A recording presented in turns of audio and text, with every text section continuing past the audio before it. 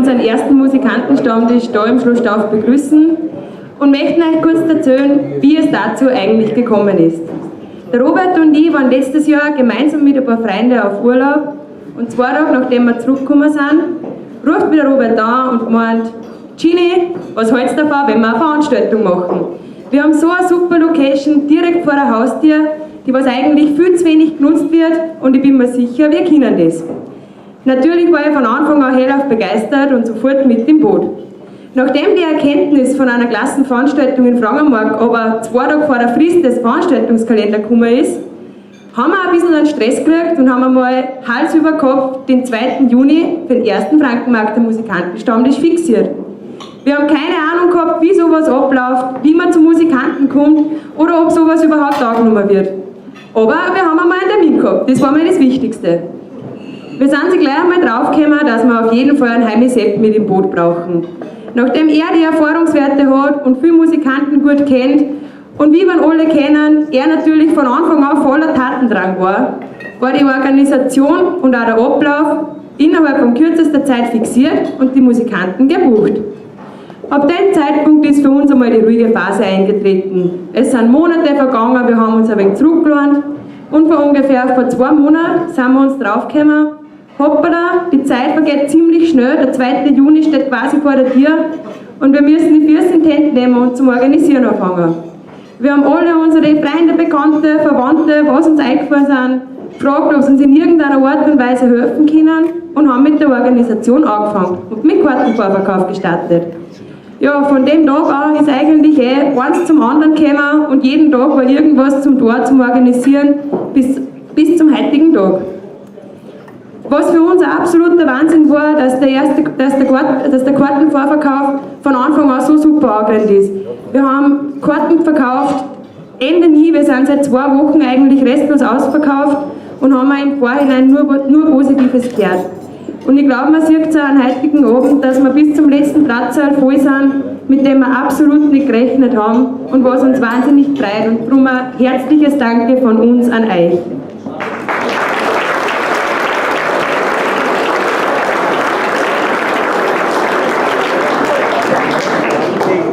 Wir haben ein paar Ehrengäste, die was wir persönlich hervorheben möchten.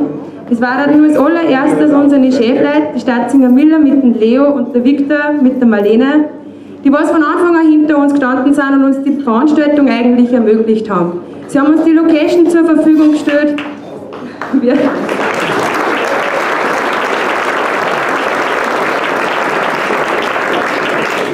Sie haben uns die Location zur Verfügung gestellt. Wir haben viele Sachen in der Arbeit machen dürfen, vor allem Werbetechnisches, wie Flyer drucken, Plakate drucken oder einfach einmal kurz wohin fahren, weil wir was erledigen müssen haben und nichts war ein Problem. Genauso aber auch beim August Stadtsinger, der was uns seit einer Woche die Stange hält und uns hilft, wo es geht, sei es beim Bänke aufstellen oder auch heute hinter der Schank. Und darum möchten wir euch heute als Familie und als unsere Freunde recht herzlich willkommen heißen.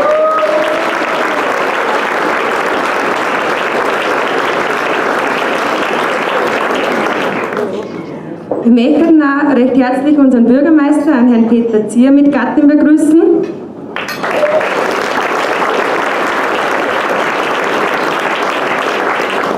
Und wenn wir auch recht herzlich willkommen heißen möchten und auch Danke aussprechen möchten, ist der Dogs Franz. Wir haben ja quasi, gleich darfst du aufstehen. Wir haben ja quasi am Mittwoch unsere gemeinsame Generalprobe gehabt und haben seinen Geburtstag und das 30-jährige Firmenjubiläum der Firma DAX miteinander umgesetzt, was für uns natürlich super war, weil auch Franz, deine Mitarbeiter uns wahnsinnig geholfen haben, indem dass uns die Bänke aufgestellt haben, die Kabeln verlegt haben und einfach alles gemacht haben, was mir einer angeschafft hat, was für uns eine wahnsinnige Hilfe war und darum danke Franz an dich und deine Mitarbeiter.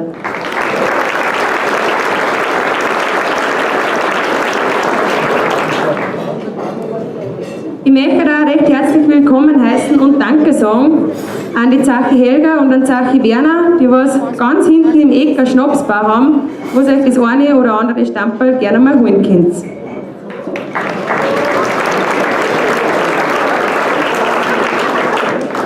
Genauso auch wie die Lacher Vicky und der Peter Gruber, die was gleich daneben ein Weinbau aufgebaut haben.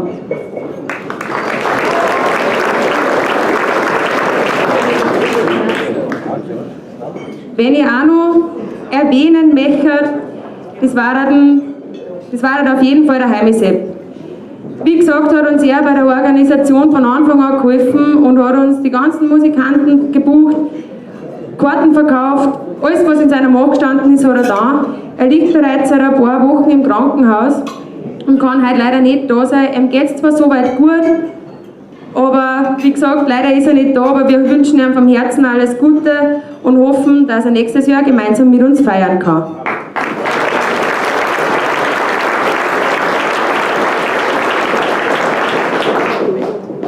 Was ich mir bewusst bis zum Schluss aufgekommen habe, weil es uns persönlich am allerwichtigsten ist und absolut nicht selbstverständlich ist, das sind unsere Freunde. Alle Helferlein, was ihr heute seht, sei es beim Können oder hinter der Schank oder auch im Vorhinein beim Kartenvorverkauf, das waren alles sich Freunde, ein riesengroßer Freundeskreis, der was von Anfang an zusammengehalten hat, beziehungsweise immer zusammenhält, wenn es hart davor kommt. Und es freut uns einfach wahnsinnig, dass wir auch unter Stresssituationen als super Team funktionieren. Ja, am liebsten darf man euch hinten Himmel aufheben. Von Herzen, danke, danke, danke.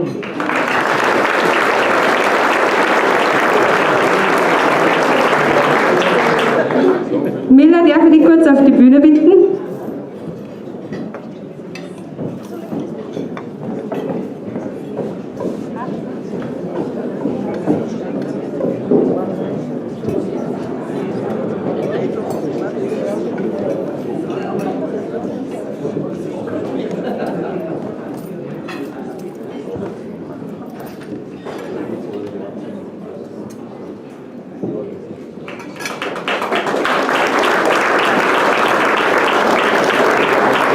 Ich möchte auch noch einmal alle ganz herzlich begrüßen. Mich freut es unheimlich, dass so viele Leute da sind, weil das wirklich eine Wertschätzung ist dem jungen Team gegenüber. Also ich gratuliere euch nur einmal, danke an die Gräf Regina und an Robert und an dem gesamten Team.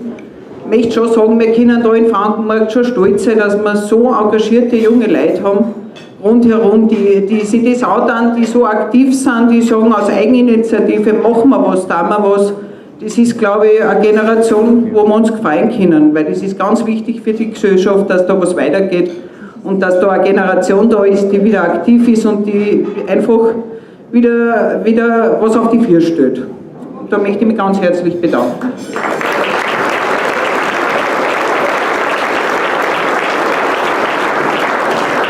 Und sonst mag ich gar nicht mehr viel sagen, du hast eine super Rede gehalten, Regina, ich bin richtig stolz, das ist meine Assistentin, also ich kann wirklich stolz sein auf meine Mitarbeiter. Ich freue mich sehr, dass der Franz Posch wieder bei uns im Haus ist, der war ja vor 2014, haben wir die liebste Weiß gehabt, da im Stadl, war eine ganz tolle Veranstaltung, muss ich wirklich sagen, und da haben wir den Franz sehr gut kennengelernt und sind draufgekommen, dass er nicht nur ein ganz toller Musiker ist, sondern dass er auch ein sehr sympathischer, netter Kerl ist und dass man gut feiern kann. Gell? Ja.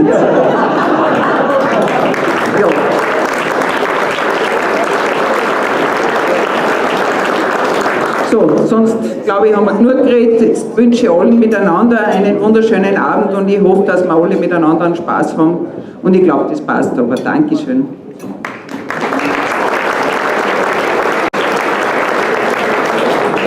Dankeschön, Müller. Ja, somit möchte ich auch unsere Musikanten begrüßen. Es waren als allererstes die Weinbergschnecken aus St. Georgen, die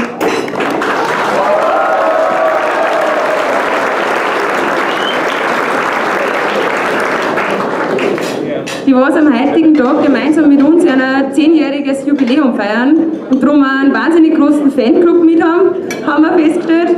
Herzlich willkommen von unserer Seite. Dann die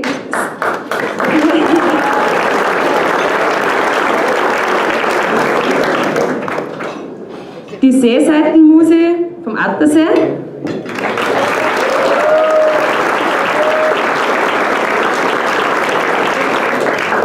Die Gutauer Stubenhocker, die was extra aus dem Mühlviertel angereist sind, damit sie uns aber gestanden singen können.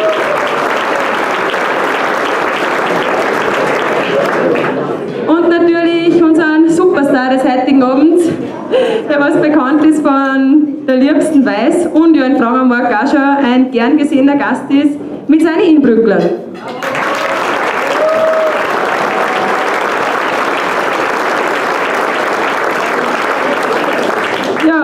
das war es eigentlich von meiner Seite. Ich möchte somit das Wort an den Franz Posch übergeben, der was euch durch den heutigen Abend begleiten wird.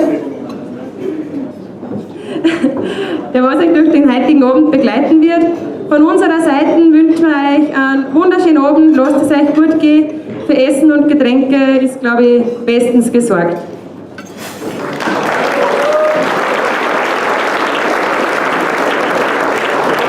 Und was ich noch vergessen habe, wir machen heuer das erste Mal das Gartenkonzert statt im Braugasthof da im Schloss am 8. August. Also könnt ihr euch den Termin auch schon mal in den Kalender eintragen. Dankeschön. Bravo Regina!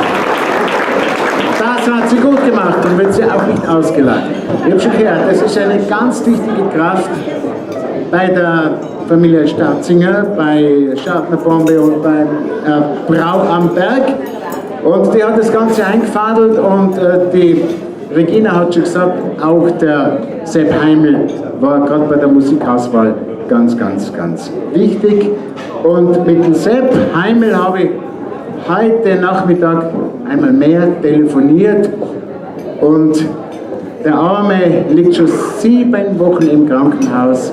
Ja, jetzt hat er so viel schon überwunden, jetzt hat er sich noch einen Keim geholt und den haben sie jetzt aber außeroperiert und er ist guter Dinge, dass er bald einmal heimgehen kann. Wir wünschen ihm einfach alles, alles Gute und ich habe ihm versprochen, dass wir ihn hochleben lassen und dass wir ihm einfach gute Besserung wünschen. Und er hat einen Wunsch geäußert, und zwar dem Land Tirol die Treue. Das spielen wir jetzt ihm zu Ehren und alle sind herzlich eingeladen mitzusingen, auch wenn es ein Tiroler Marsch ist, aber er ist sehr bekannt und da kann man, glaube ich, auch inzwischen in Oberösterreich ganz gut mitsingen. Ganz speziell für den Sepp Heimel, alles, alles Gute wünschen wir.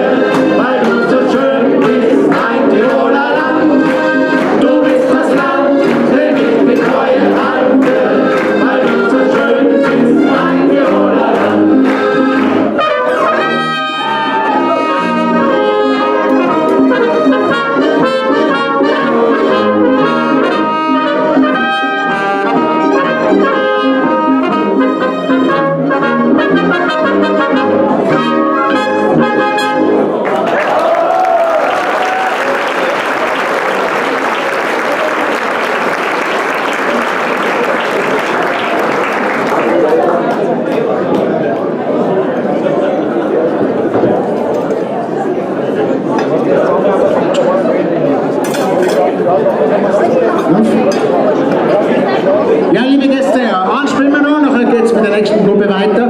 Und zwar müssen wir das Stück jetzt sehr bald spielen, eben, weil derjenige dann weg muss. Und wir wollen ihn aber doch hochleben lassen, er hat uns ja schon Schnapsel gezahlt. Und zwar zu seinem 25. Geburtstag lassen wir ihn hochleben, den Claudius, den Klaus, der wünscht sich den Rainermarsch, aber vorher singen wir ihm zu Ehren. Zum Geburtstag viel Glück, Klaus heißt er. Zum Geburtstag viel Glück, zum Geburtstag lieber Klaus, zum Geburtstag viel Glück.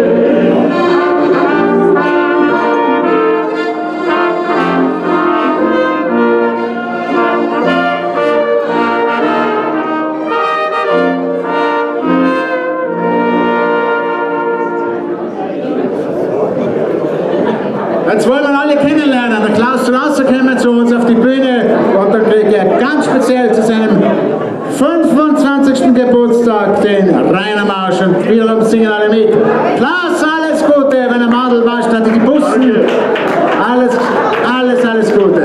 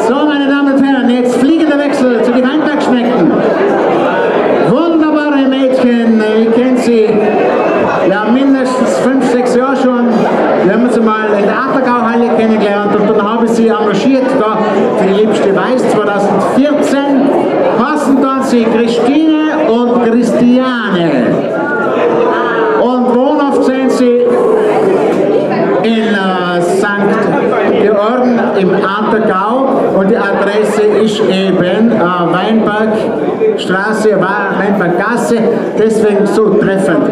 Der Name Weinbergschnecken. Und wie man sie auseinanderhalten kann, das ist ganz leicht.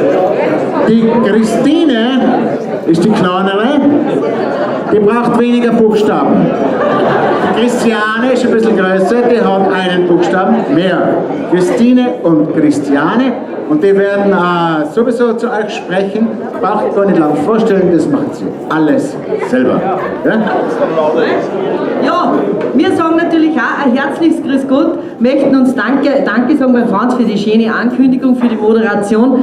Wie gesagt, wir sind die Schnecken, das Kleinschneckel wie der Großschneck und das ist unser Stutzi-Schneck. Und der Daniel Schneck, der hat sich heute dazu geschubbelt. Wir haben alle einen auf Reserve, weil bei der Hitze weiß nicht, ob einer austrickert.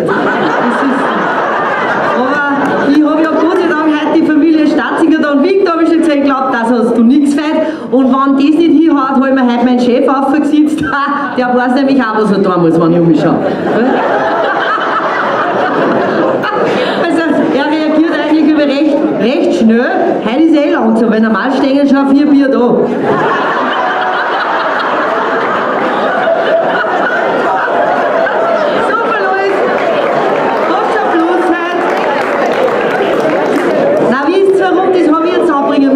Weil er sagt in der Arbeit, er will zu mir, ich komme dann mit den Gummischlapfer im Dienst, nicht? Weil ich ziehe meine Arbeitsschuhe erst später an und dann sagt er jetzt mal, hör, hast du heute die schnellen Schuhe an, dann hätte ich daheim bleiben können. Weißt du? Gib dir weg. Luis, wird eingeschenkt, passt. Hat hin, so müssen wir gleich am Prost singen, ist nicht zu alt. Jetzt singen wir schnell ein Lied zum Vorstehen, also wie wir sind. Wie gesagt, der Stutzi-Schneck und der Daniel-Schneck spielen halt auch mit. Ich bin ganz verwirrt, weil wir so viele Schnecken haben. Wisst ihr, was Frauen und Schnecken gemeinsam haben? Zuerst schleimen sie sich ein und haben sie mit Heidel dahin, die Leute. Na, mir nicht.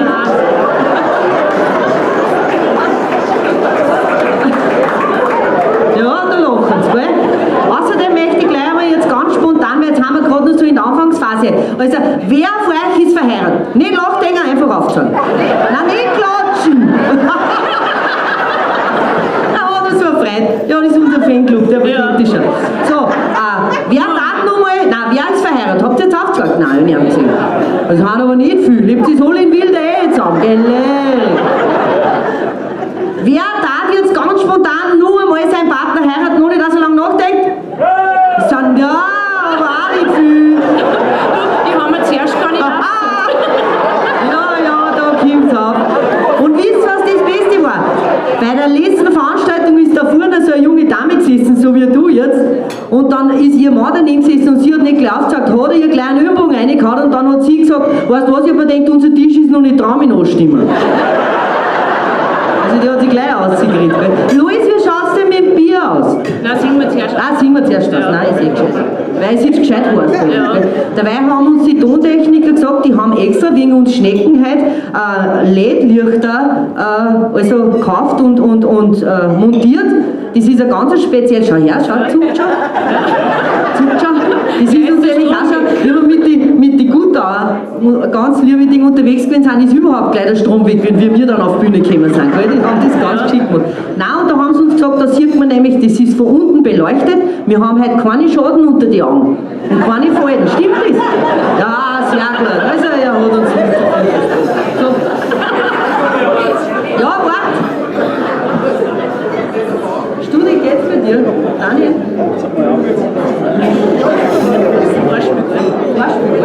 Vorspiel gibt es zuerst. Vorspiel.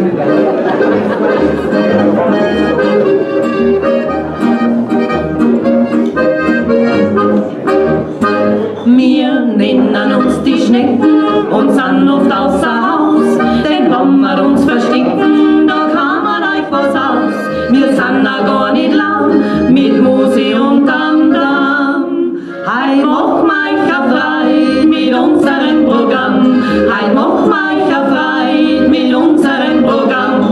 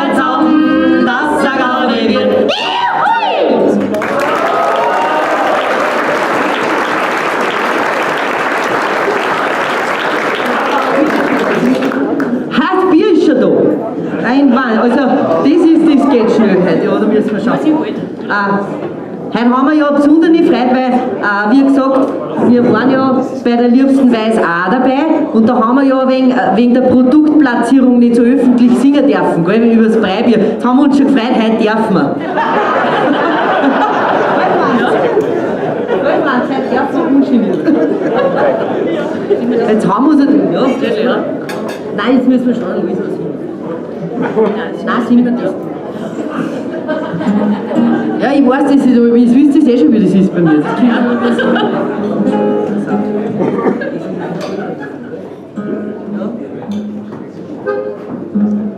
Da in Frankenmarkt steht eine Brauerei schon 100 Jahre.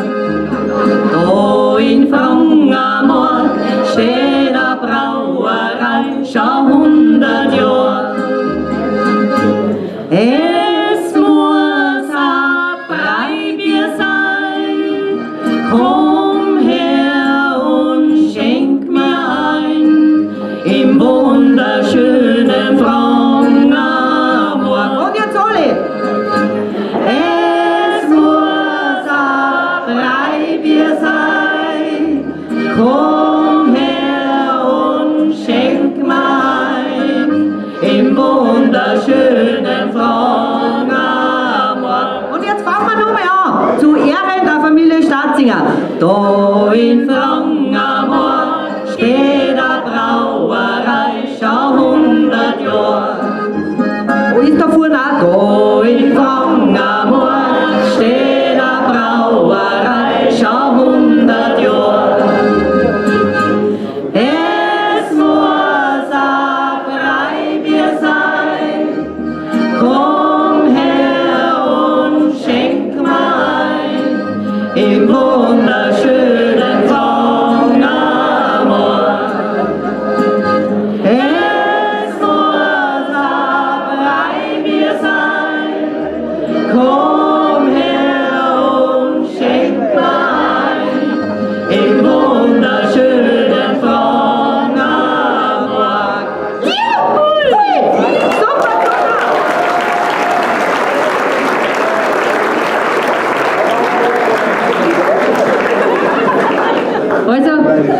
Also, ihr Schneckes, also super gesungen, Dankeschön, lieber Luis. Er ist übrigens auch Jäger und Jagdleiter und da sitzt gleich nur, da ist der Jagertisch. Also, für wann wer dann über die Jager was zum Verzügen wissen. Ich darf halt nicht. Also, lieber Luis, ein Trinkspruch oder vielleicht ein Prosit schnell. Ein Prosit einmal. Ein Prosit der Gemütlichkeit. Ein Prosit der Gemütlichkeit. Prost, ein Trinkspruch. Luis, hätte Adam dieses Bier besessen, hätte er den Apfel nicht gefressen.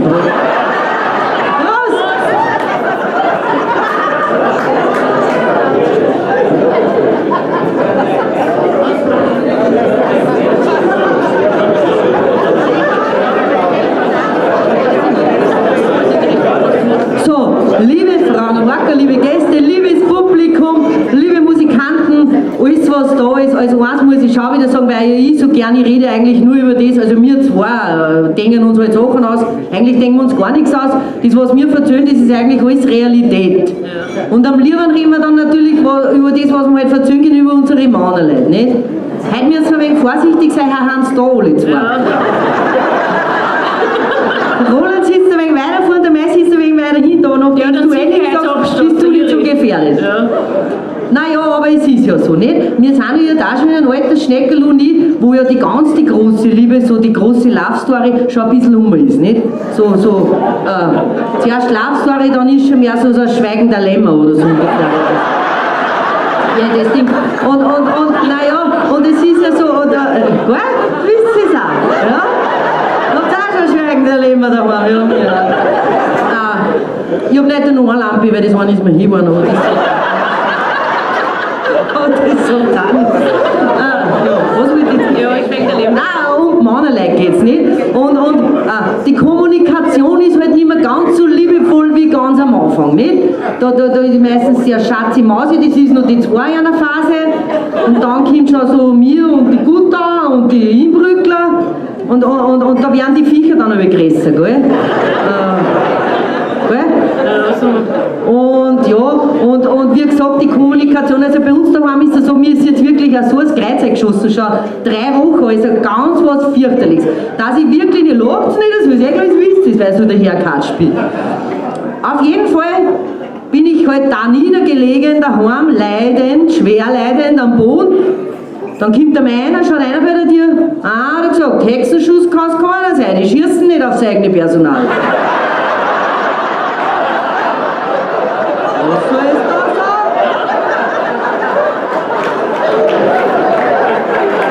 Ja, wer meint, das ist ein Applaus, wer der klatscht.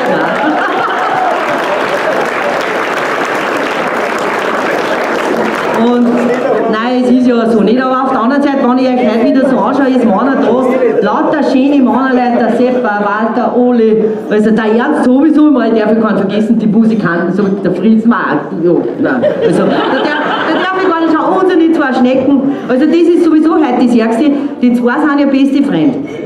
Und jetzt spielen die 2 aber bei den besten jungen Dirndl da hinten mit.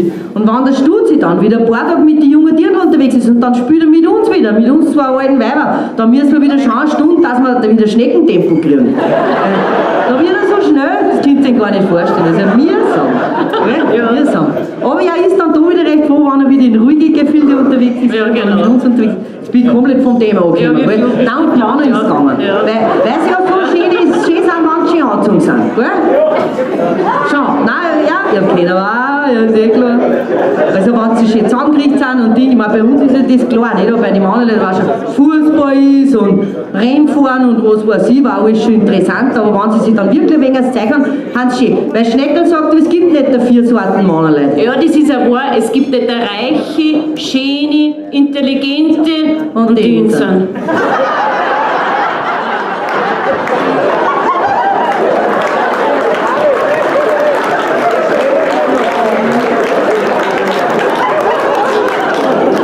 Schneckel brauchen unsere Dinger, die haben auch laut uns wieder daheim.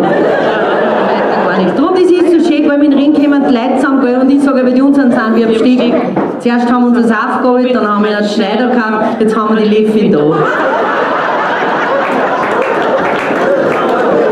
Aber naja, jetzt singen wir wieder was. Aber der Meidetag, das sage ich Ihnen schon, also was denen eingefallen ist, wie wieder mal ganz spät heim, das gibt es bei uns selten. Ja, weil die 2 nicht heimgehen, damit die Jungen sitzen bleiben. Und auf jeden Fall, also ganz spät heim, sitzt der Mai im Wohnzimmer drin und schaut sich unseren Hochzeitsfilm verkehrt an. Verkehrt hat er sich angeschaut. Da sage ich, war jetzt ich im Wirtshaus oder du? Sag ich, schaust du unseren Hochzeitsfilm verkehrt an? Sagt der Mai, hat er gesagt, weißt du was, so schön, du ziehst mir einen Ring vom Finger, ich gehe bei der Kirche die aus und kann mit meinen Späßeln fortfahren.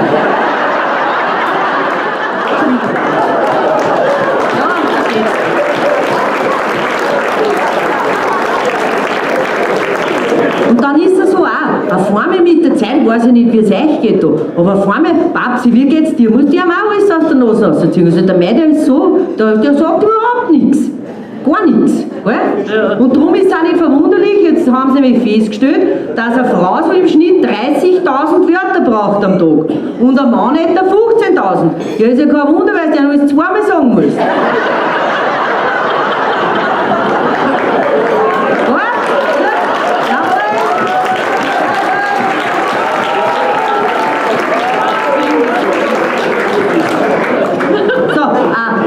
Jetzt sind wir wieder mal. Jetzt sind wir, weil uns das ja eh eigentlich alles nichts angeht, sind wir jetzt, was geht das uns an, das geht uns gar nichts an.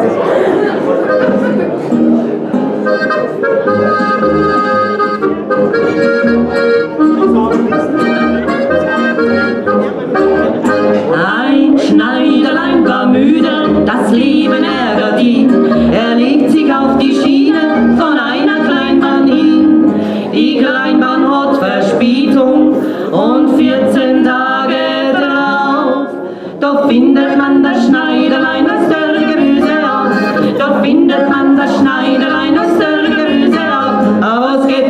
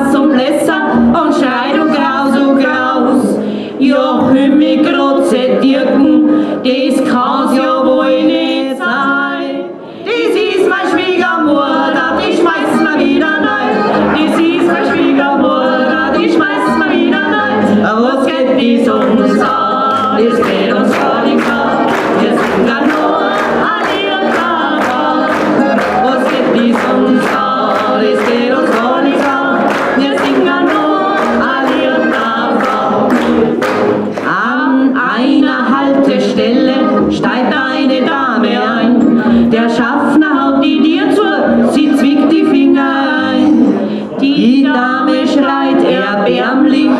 Da sagt der Schaffner drauf, ja, bei der nächsten heute Stühle mach ich wieder auf. Ja, bei der nächsten heute Stühle mach ich wieder auf.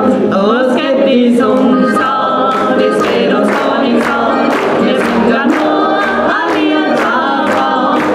Was geht dies uns an? Das geht uns gar nichts an. Wir sind ja nur ein Liederfrau.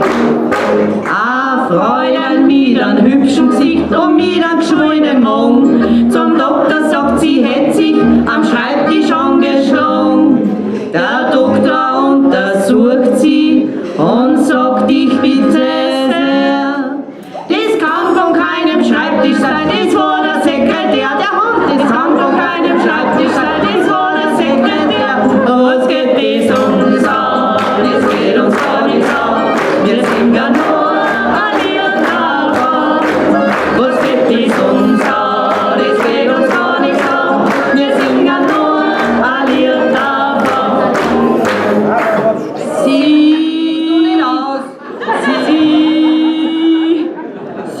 Ja, du halt. Sag ja.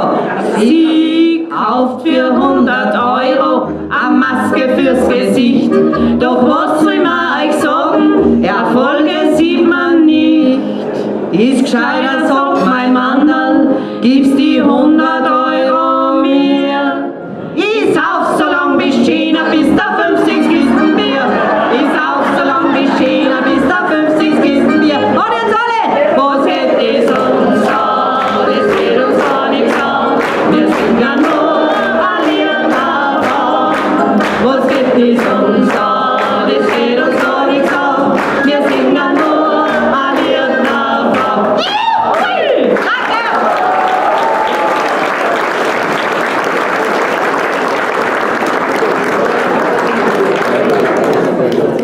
Danke an die Weinbergschnecken.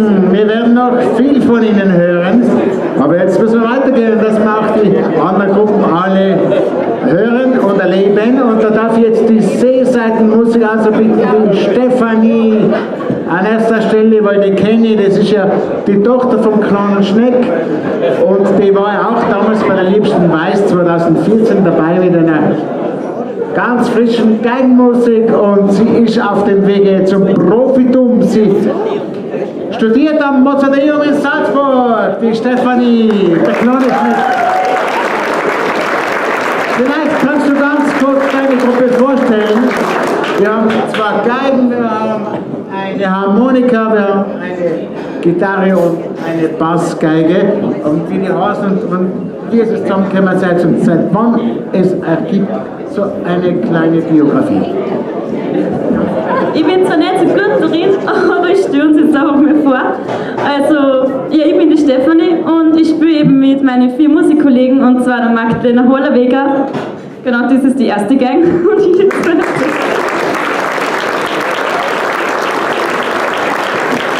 ja, dann die Christina Fastinger auf der Gitarre.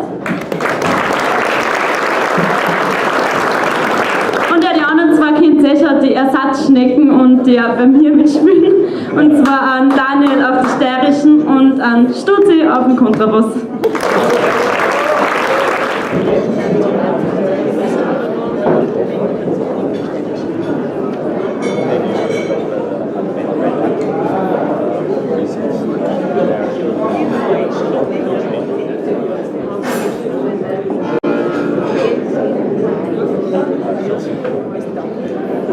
Dramas auf, Dramas zu, was liegt schon dran.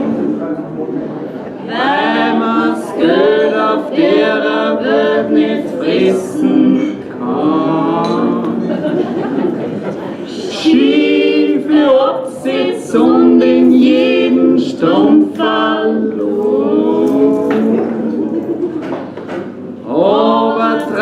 Oberdran, da ma doch.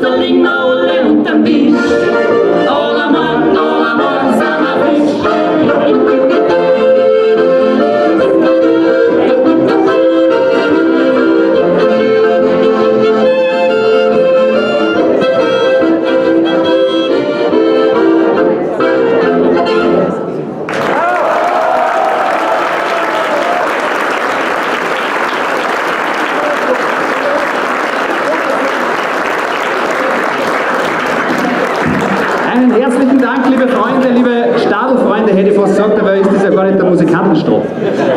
Den gibt es ja gar nicht mehr. Wir sind die See-Seiten-Musik, das hat der Franz schon gesagt. Für uns ist das ja Premiere. Ja? Also der Applaus, den Sie uns jetzt geschenkt habt, das ist ja für uns, das tut uns sehr gut fürs Ego, weil das ist heute unser offiziell erster großer erster Auftritt. Überhaupt erster Auftritt. Ja.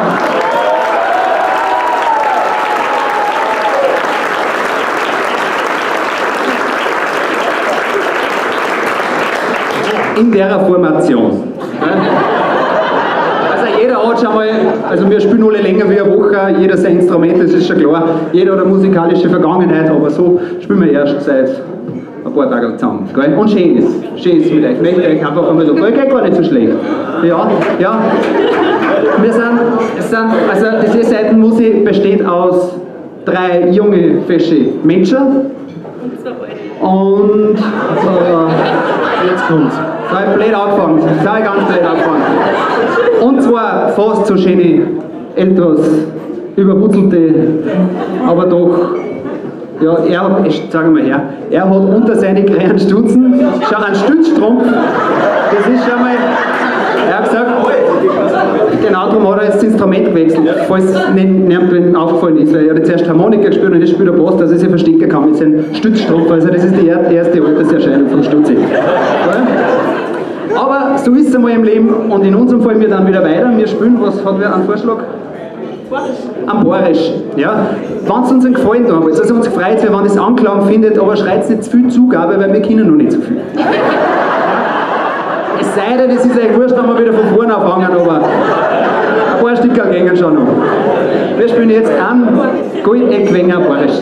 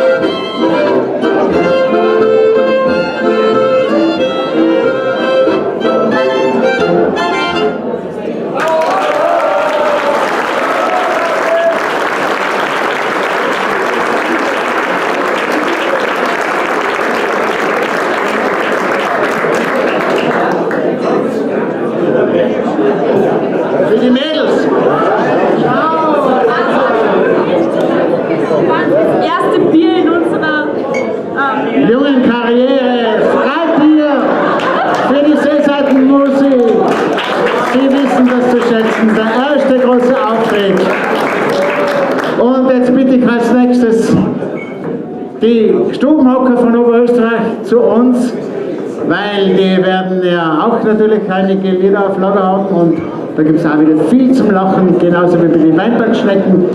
Die haben so humoristische Lieder, bis sie fertig sind. Zur Überbrückung von mir eine kleine Geschichte, und zwar die Geschichte von einem Ehepaar, wo sie am Kopf größer war wie er. Sie war ganz eine fleißige, tüchtige Ehefrau, viel gearbeitet, wirklich eine ganz starke Frau, nur leider ein bisschen jähzornig. Und sie hat ihren Mann immer so viel hergeschlagen, wenn er einen Fehler gemacht hat. Und er hat viele Fehler gemacht. Und dann ist auf einmal die Frau gestorben. Herzinfarkt, Sekundentod. Ein riesen Begräbnis ist angestanden. Weil sie war ja auch Bezirksbayerin. Sie war Fahnenpatin für die Schützen und für die Feuerwehr. Die Kirche war krammelvoll. Und dann stürmt der Witwer kurz vor dem Requiem ein in die Sakristei zum Pfarrer und sagt zum Pfarrer: Herr Pfarrer, Sie wissen es ja genauso wie alle anderen, wissen es auch schon. Meine Frau, sie war so fleißig, sie war so gut, sie war so stark, nur sie hat mich so viel hergeschlagen. Und ob er das nicht ein bisschen in der Grabrede unterbringen kann. Er sagt der Pfarrer, das habe ich jetzt noch nie gehabt, aber ich werde mir was überlegen. Dann ist das Requiem vorbei, alle aus auf dem Friedhof. Der Pfarrer tritt ans Mikrofon und sagt: Liebe Trauergemeinde, ein Herz und zwei Hände haben aufgehört zu schlagen.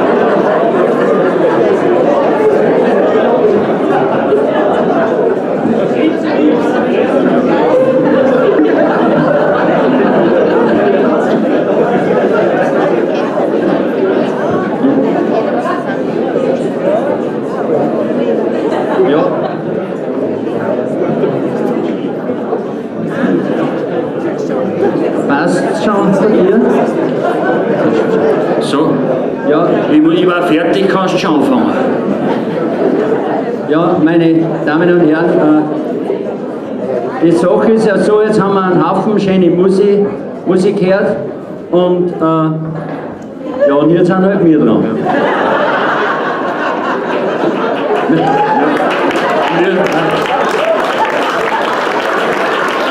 Aber das wird es auch überleben. Wir singen ja für die was uns noch nie gehört haben, wir singen Wirtshauslieder. Also das sind die Lieder, die was früher in die Wirtshäuser gesungen worden sind. Es ist ja früher in die Wirtshäuser nicht nur gesungen worden, sondern auch gesungen worden. Also früher haben sie in die Wirtshäuser auch gesungen. Ja, aber nicht sofort. Nein, die haben immer vorher getrunken und dann haben sie gesungen. Und da hat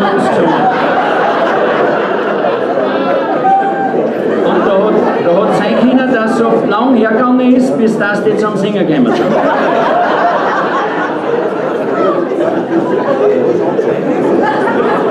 Herr Bürgermeister, ich möchte nur sagen, wenn Sie an einer Gruppe was zahlen wollen, wir sind die weniger.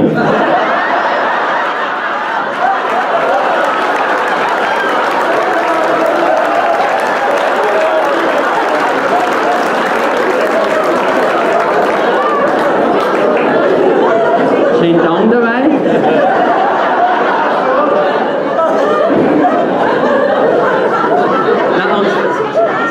Wenn die in die Wirtshäuser, die haben ja, die sind ja nicht zur gleichen Zeit ins Wirtshaus gegangen. Also, sie haben ja keine Handy nicht gehabt. Also, ein Handy haben sie schon gehabt, aber die haben es daheim gehabt zum Eierlegen. Heute haben sie es neben die Eier liegen.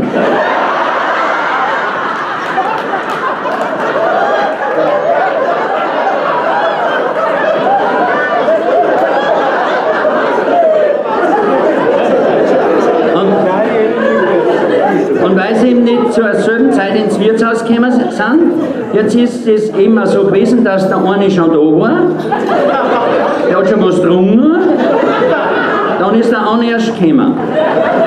Der hat noch nichts getrunken. Jetzt wollte der eine schon singen, weil er schon was getrunken hat, der andere hat aber noch nichts gehabt. Jetzt sind sie jetzt zum Singen gekommen.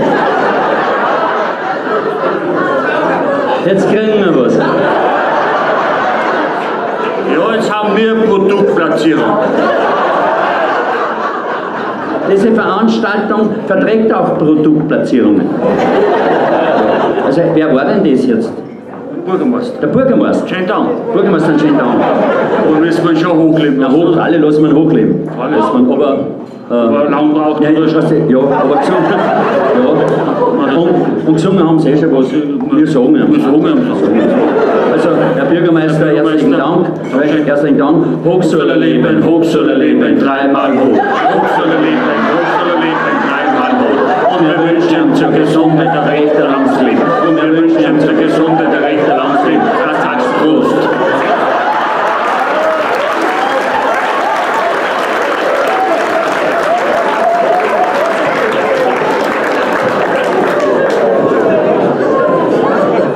Ja, und dass ich weiter dazu. Und jetzt ist es ihm so gewesen, dass der eine, der wollte schon singen, weil er schon was getrunken hat, der andere hat noch nichts getrunken gehabt, er wollte nicht singen, jetzt sind sie nicht zum Singen gekommen.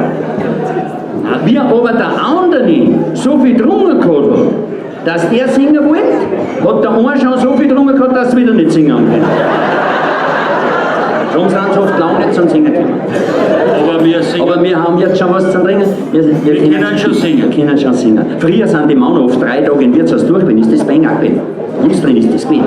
Da hat es sein können, dass die Männer 3 Tage durchgehend im Wirtshaus waren. Ja, früher war es auch anders. Da sind auch mehr die Männer ins Wirtshaus.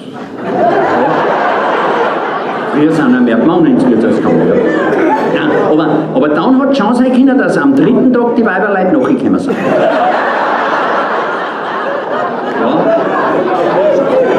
Ja, mit einer Suppe und haben gesagt, Mona, es müsst was essen.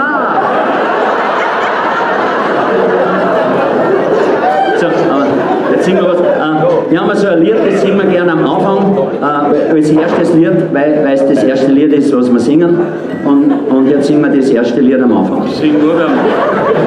Und nachdem die in den Wirtshäusern so viele Freunde gehabt haben, und es werden einige werden es wissen, dass eben so Freundschaften auch wirklich, dass das auch, also die gibt es einfach, gell? Und oft haben da die Freunde ein wenig Luder, und darum heißt das Lied auch, mein Freund, das Luder. Und das singen wir jetzt. Ich hab's einen Freund, der ist so treu, der hört auf mich so sehr. Ja, so ein Spezi wie das ist, den findet man nimmer mehr. Er hilft mir, wo er helfen kann, wo es war's, sein eigener Bruder. Tralalala, tralalala, mein Freund, das ist ein Luder. Tralalala, tralalala, mein Freund, das ist ein Luder. Meine Frau, die geht so gern spazieren am Sonntagnachmittag. Blumenbrocken tut so gern, weil sie die gar so mag. Weil nie keine Zeit sind mitgehauen, begleit's mein Freund, mein Guter. Tralalala, tralalala, mein Freund, das ist ein Luder. Tralalala, tralalala, mein Freund, das ist ein Luder. Jetzt hab ich das große Glück, ich hab mir's nicht gedenkt. Jetzt hat mir meine liebe Frau einen kleinen Bub geschenkt. Der Bub, der schaut mein Freund so gleich, wo es war sein eigener Bruder. Tralalala, tralalala, mein Freund, das ist ein Luder. Tralalala, tralalala, mein Freund, das ist ein Luder. Doch nein, freilich hat sich schwer erwischt, da hat er sich vermählt. Mit einer schieren wird die Nacht, ja da hat sie sehr viel Geld. Wenn er mit ihr ins Wirtshaus geht, sagt er, das ist mein Mutter. Tralalala, tralalala, mein Freund, das ist der Mutter.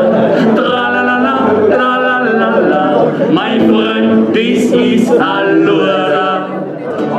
So ist.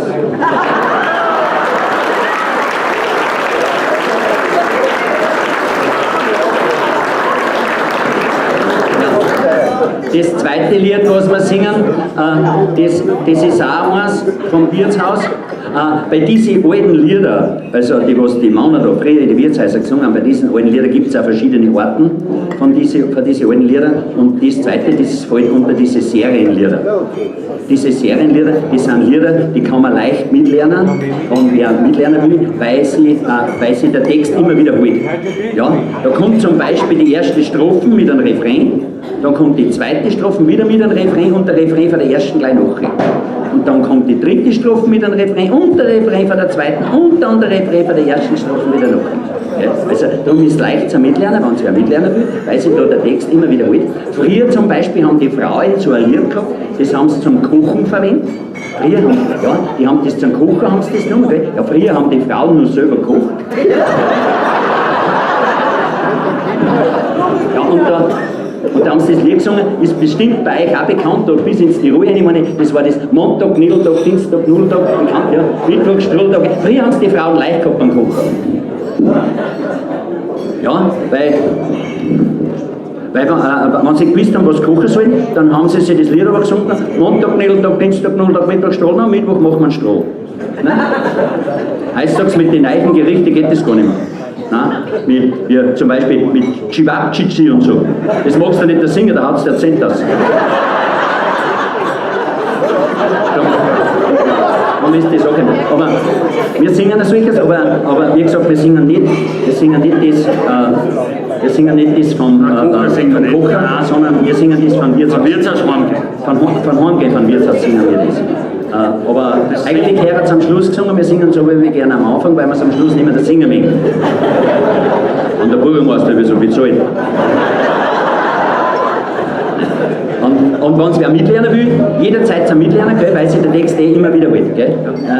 Singen wir es. Kann ich anfangen? Ja, fangen wir an. Wenn ich abends von der Kneipe heimgehe, weißt du, gell?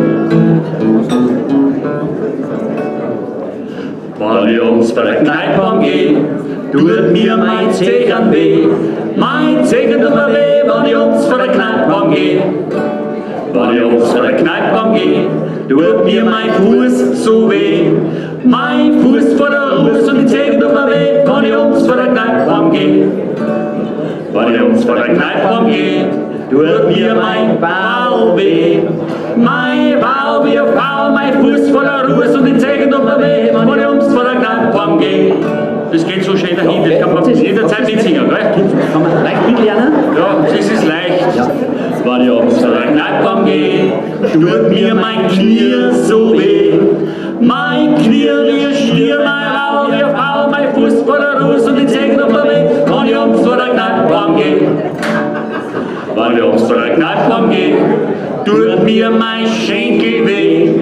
Mein Schenkel wie ein Deckel, mein Knie wie ein Stier, mein Bauch wie eine Frau, mein Fuß vor der Ruhe und die Zehen tut mir weh, wenn ich abends von der Kneipe gehe. Wenn ich abends von der Kneipe gehe, tut mir mein... Das ist jetzt mehr für die Männerlein. Mehr für die Männerlein. Tu das Mikrofon auf. Brauchst du nicht so hinhogeln. Wenn man gerade denkt, das stimmt was nicht. So. Ja, glaubt ihr, ich bin gewachsen oder was? Ja, das ist jetzt mehr für die Männerlein. Das ist jetzt mehr für die Männerlein. Wenn ich abends von der Kneipe gehe, tut mir mein Spitz so weh. Mein Spitz voller Witz, mein Schenkel wie ein Deckel, mein Knie wie ein Stier, mein Bauch wie eine Frau, mein Fuß voller Ruß und die Zehen tut mir weh, wenn ich abends von der Kneipe gehe. Das ist leicht zum Mitlernen, gell? Das wiederholt sich. Selberlichkeit, das ist ganz leicht. Wenn ich abends von der Kneipe gehe, tut mir mein Nobi weh.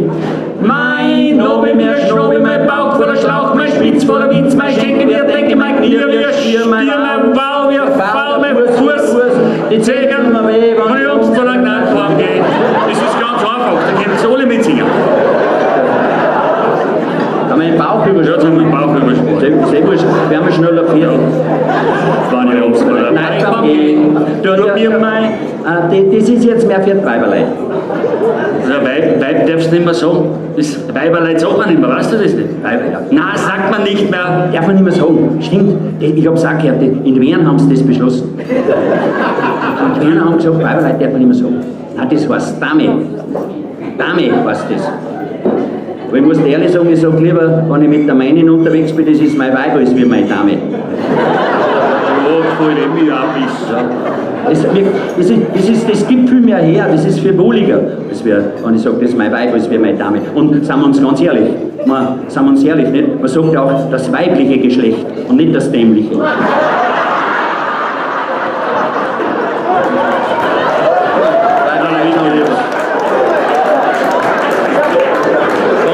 Wir sind doch nicht so horgelig, oder? Nein. Wir Mauner sind doch nicht so horgelig. Wir Mauner, uns ist das... Nein, bei uns da braucht keiner sagen, das ist mein Herr, oder was. Braucht keiner, das ist mein Herr, das ist mein Mann. Nein, das braucht keiner sagen, mein Herr. Uns ist das wurscht, ob jetzt das herrliche Geschlecht oder das männliche. Wir sind da nicht so. Aber bei den Weiberleuten musst du aufpassen.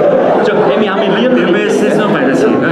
Also, wenn ich abends verdammt Kneipen gehe, tut mir meine Brust so weh.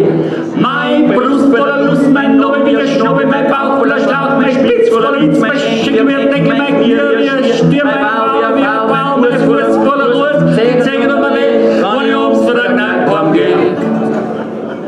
Gibt das ein wenig, oder? Wenn ich abends zu der Kneipe gehe, tut mir mein Herz so weh. So, Uli, gell? Schön mitsingen, sagt sie mitgelernt? Ja. Mein Herz voller Schmerz, mein Brust voller Lust, mein Nobel wie ein Schnobbel, mein Bauch voller Schlauch, mein Spitz voller Witz, mein Schenkel wie ein Deckel, mein Knie wie ein Schier, mein Bauch wie ein Bau, mein Fuß voller Ruhe, und jetzt zeig doch mal weh, wenn ich abends zu der Kneipe gehe. Wenn ich abends zu der Kneipe gehe, tut mir mein Grob so weh. Mein Grob und der Kopf und das Herz voller Schmerz und die Brust voller Lust und der Nobel wie ein Schnobbel, der Bauch voller Schlauch, mein Spitz voller Witz und der Schenkel und Denkel und Stier wie ein Stier und der Bauch, der Fuß, Segen, wenn ich abends zu der Kneipe gehe. Es ist leicht, da können wir ruhig mitsingen. Das ist nicht so schwer. Wenn ich abends zu der Kneipe gehe, tut mir mein Kopf so weh. Mein Kopf und mein Kopf und der Kopf und der Kopf und das Herz voller Schmerz und die Brust voller Lust und der Nobel wie ein Schnobbel, der Bauch voller Schlauch, der Spitz voller Witz und der Schenkel wie ein Deckel und das Knie wie ein Stirn, der Bauch wie ein Pfahl, der Fuß und so die Zehen mal weh, wenn ich abends zu der Kneipe gehe.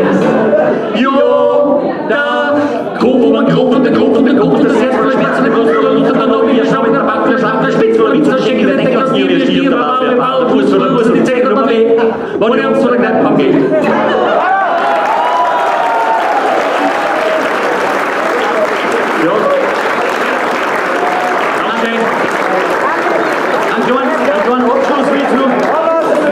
Einen kleinen Abschlusswitz noch. Da ist einer in Wirtshaus drin gesessen, trinkt er 3 halbe Bier. Nachher schreit er der Kölnerin, zahlt, der kommt. Er zahlt, will aufstehen, heimgehen, macht nicht auf. Hat er sich nur mehr Bier angeschafft? Hat er wieder 3 getrunken? Dann hat der Kölnerin geschrien, zahlen, das kann man, oder zahlt. Will aufstehen, heimgehen, macht nicht auf. Hat er sich nur einmal was angeschafft. Hat er wieder 3 getrunken? Hat der Kölnerin geschrien, zahlen, das kann man, oder zahlt, hat sich einen Ruck gegeben, ist aufgestanden und heimgegangen. Nächsten Tag in der Früh weckt seine Frau auf und sagt, du hast gestern wieder so gesoffen, an der Rausch hast du wieder gehabt, schauen wir mal, was ist mit dir? Hat er gesagt, wieso denn? Wie kommst du denn jetzt auf das? Hat sie gesagt, der Wirt hat angerufen, du hast den Rollstuhl vergessen.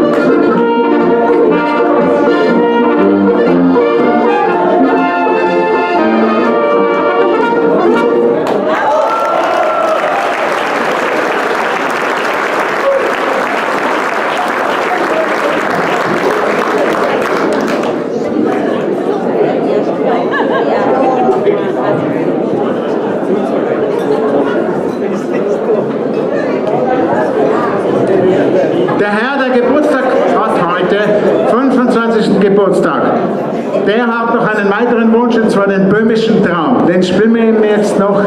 Das ist ein ganz lieber Musikkollege, und dass es nicht vergisst, eine weitere Veranstaltung steht an, Lux Eterna, und das ist am Freitag nächster Woche, und zwar in der Pfarrkirche Frankenmarkt um 20 Uhr.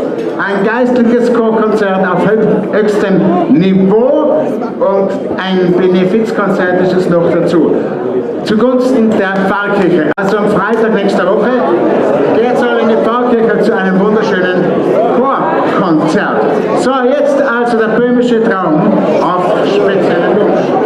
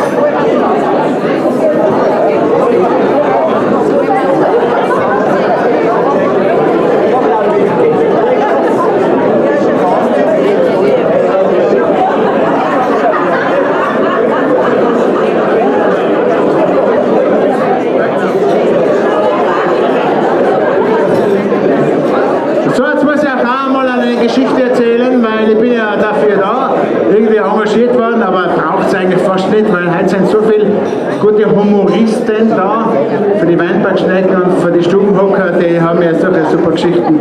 Aber eine muss jetzt auch loswerden, und zwar handelt es auch von einem Stadel. Und zwar muss ich ganz von vorne anfangen. Ein Bauer hat müssen ins Krankenhaus, weil der Blinddarm hin war.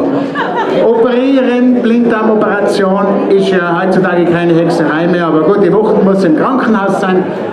Und nach einer Woche besucht ihn der Knecht und da fragt der Bauer den Knecht, was gibt es Neues daheim auf dem Hof? Da sagt der Knecht nichts. Der Bauer stoßt nur einmal nach und sagt, wird es mal irgendwas Neues geben, aber ich bin eine Woche jetzt weg. Nein, eigentlich nichts Neues, nein. Der Bauer lässt nicht locker. Er sagt, jetzt geh, denk einmal, schau nach. Ich bin eine Woche weg vom Hof. Auf dem Hof passiert ja allem was, oder? Wird es mal irgendwas Neues geben auf dem Hof? Dann sagt der Knecht, ja gut, wenn du mich so fragst, der Schaufelstiel ist abgebrochen.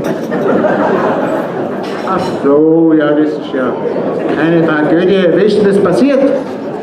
Dann sagt der Knecht, ja, ganz saublöd zugegangen. Wie ich die Katze eingraben habe, bin ich auf den Stein gekommen, noch nicht 2 Stunden gedruckt, dann ist halt der Schaufelstiel abgebrochen. Was hast du gesagt, die Katze eingraben? Ist die Katze hinworden? Ja, sagt der Knecht, ja, das lädt aber, sollen wir auch in Tennen, nachher in Stadel, dann ist sie halt verbrennt. Was? Ja, was wir denn? Ja, ist der Tennen abbrennt. Ja, der ist abbrennt. Ja, wie ist denn das wieder passiert? Sagt der Knecht, Funkenflug. Funkenflug? Ja, woher denn? Ja, vom Wohnhaus. Na bravo, ist das auch abbrennt? Ja, das ist auch abbrennt. Ja, wie ist denn das wieder passiert? Sogar auch wieder ganz blöd, ganz saublöd. Fällt nicht die Kerzen auf dem Sarg oben um? Der Sarg, das war ein ganz trockenes Holz, und dann fängt der Sarg an brennen und nachher die Stuben und nachher die ganze Hinten. Was hast du gesagt, die Kerzen auf dem Sarg, ist jemand gestorben? Ja, die Bayerin ist gestorben. Ah wohl, so die Bayerin ist gestorben, bist du das wieder gegangen? Er sagt, wieder saublöd, über die Stiegen ist so geflogen, dann hat sie sich aufs Knack gebrochen, aber sie war auf der Stelle tot, hat nicht lange leiden müssen. Dann sagt der Bauer, sie wahrscheinlich wieder besoffen gewesen. Sagt der Knecht, in der gleich gesagt, es gibt nichts Neues.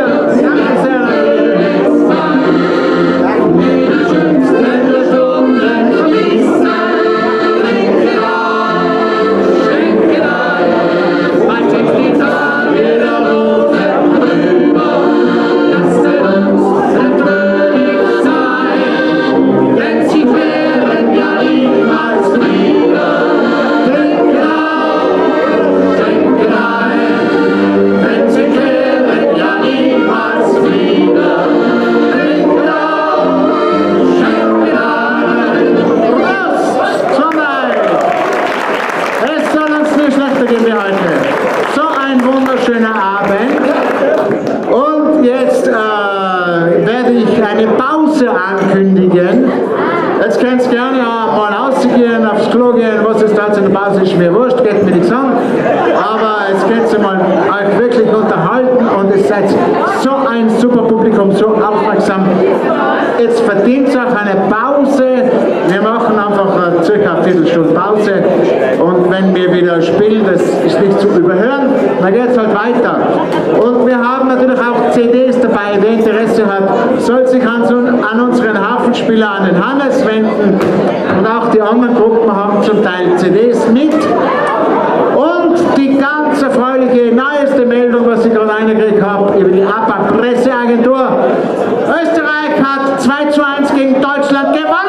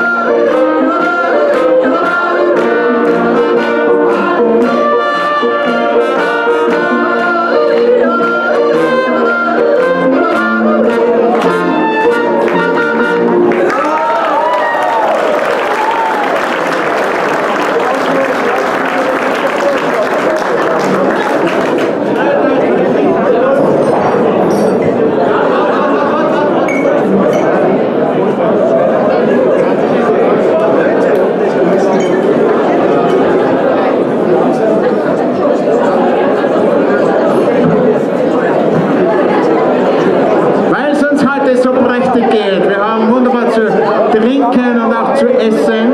Spielen wir jetzt für die wunderbare Küche und auch für die Bedienung die Knödelköchin. Kannst du Knödel kochen? Frage ich mich seit Wochen.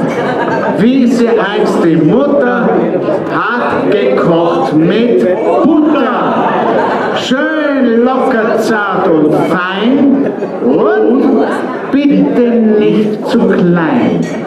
Dann sollst du fürs Leben meine Knödelköchin sein.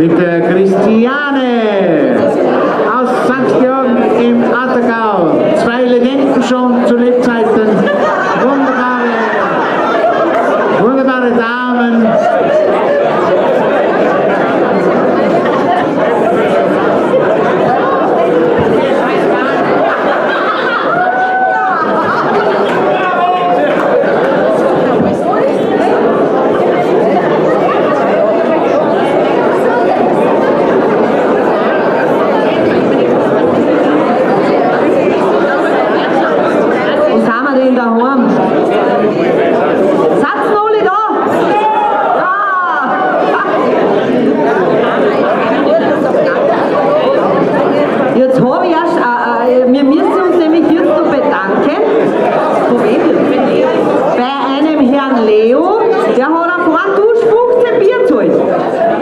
Wer war denn das? Siehst du was? Ich möchte das nicht mehr. Ein Herr Leo. Der ist heimgegangen.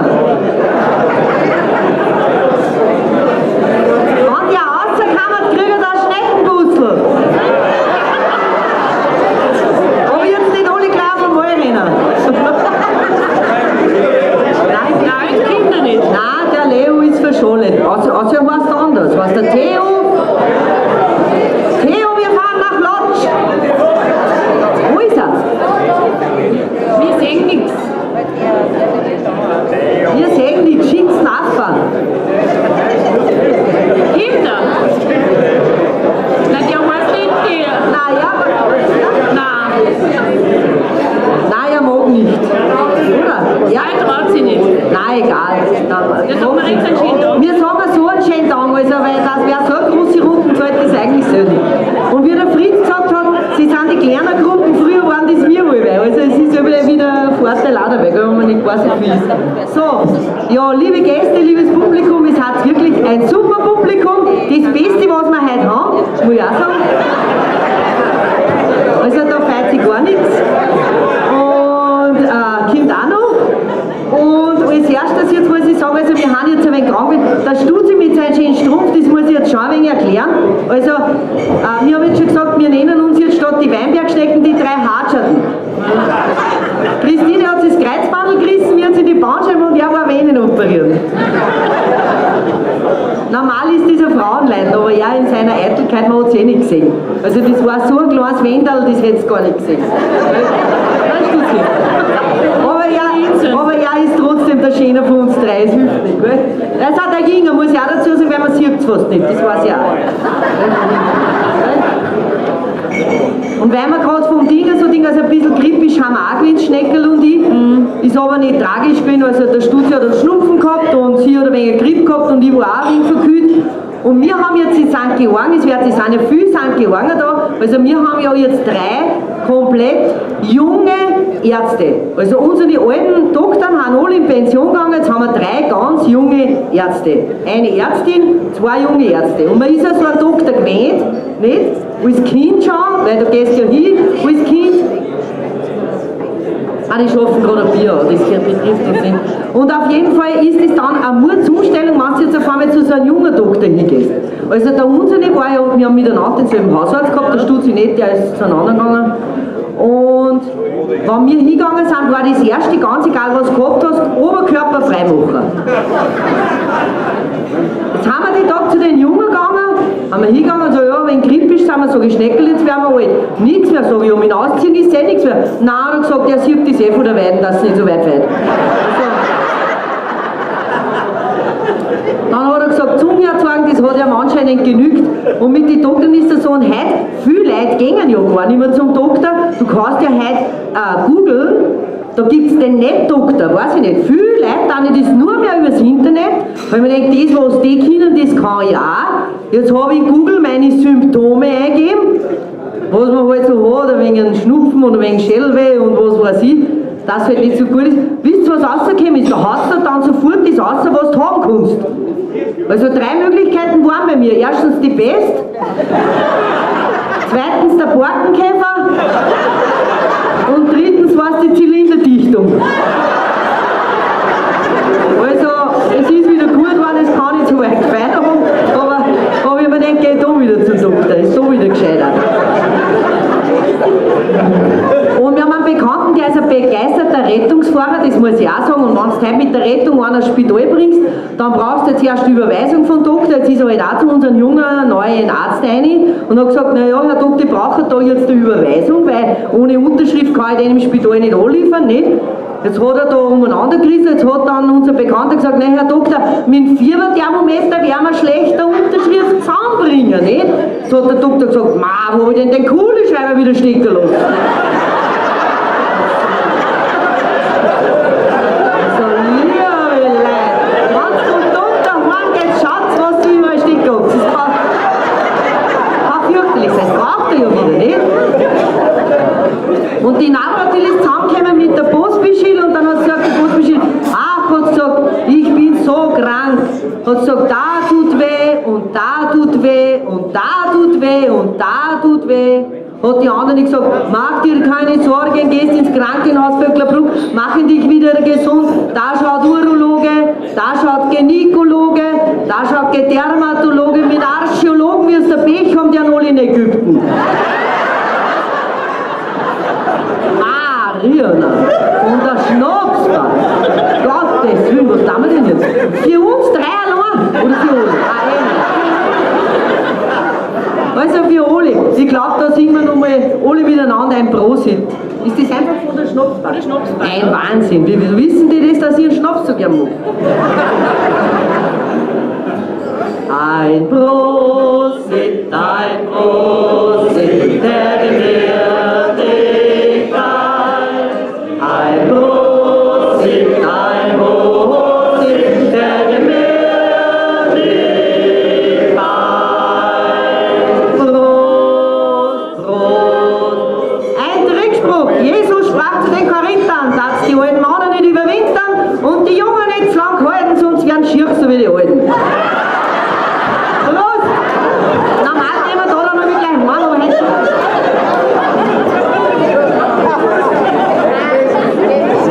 Das schmeckt nach mehr.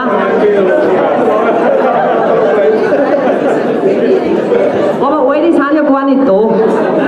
Weil alt ist man erst, sag ich, wenn die Kerzen teurer werden, als wie die Geburtstagstorten. Vorher feiere ich gar nichts. Also dann, Prost, Musikanten, Prost.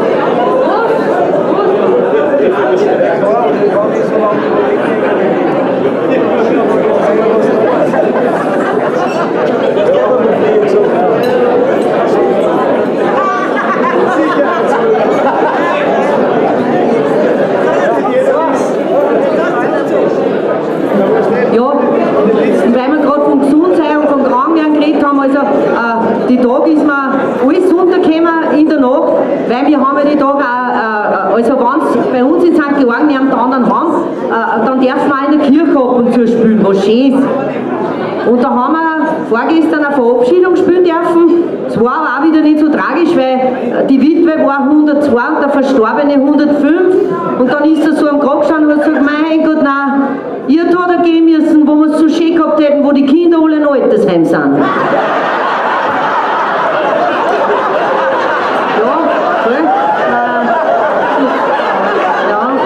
Das ist wirklich, so etwas, das ist heute mit den Singles gar nicht so ohne. Gell?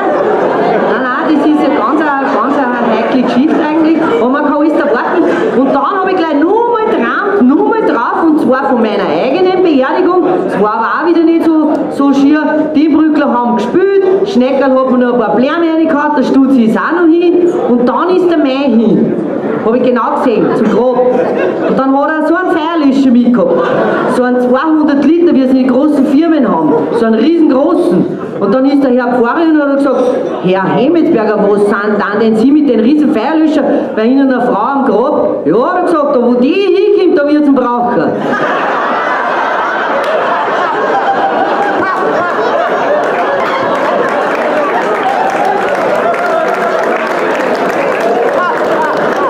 Also man merkt, er tut sich dann schon wieder recht an. Aber ich denke mir dann lieber, naja, gewisse Sachen. Ich weiß oft nicht, er hat ja eigentlich keine romantische Ader nicht, das muss ich auch sagen, gell?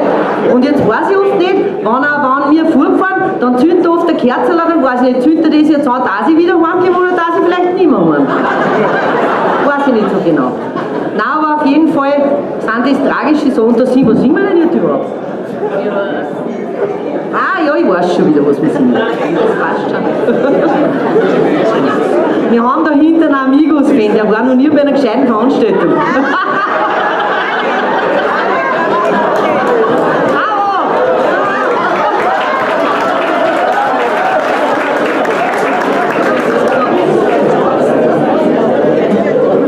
Das Zepper gestanden, 20 Bild, liebt die heftige Kost.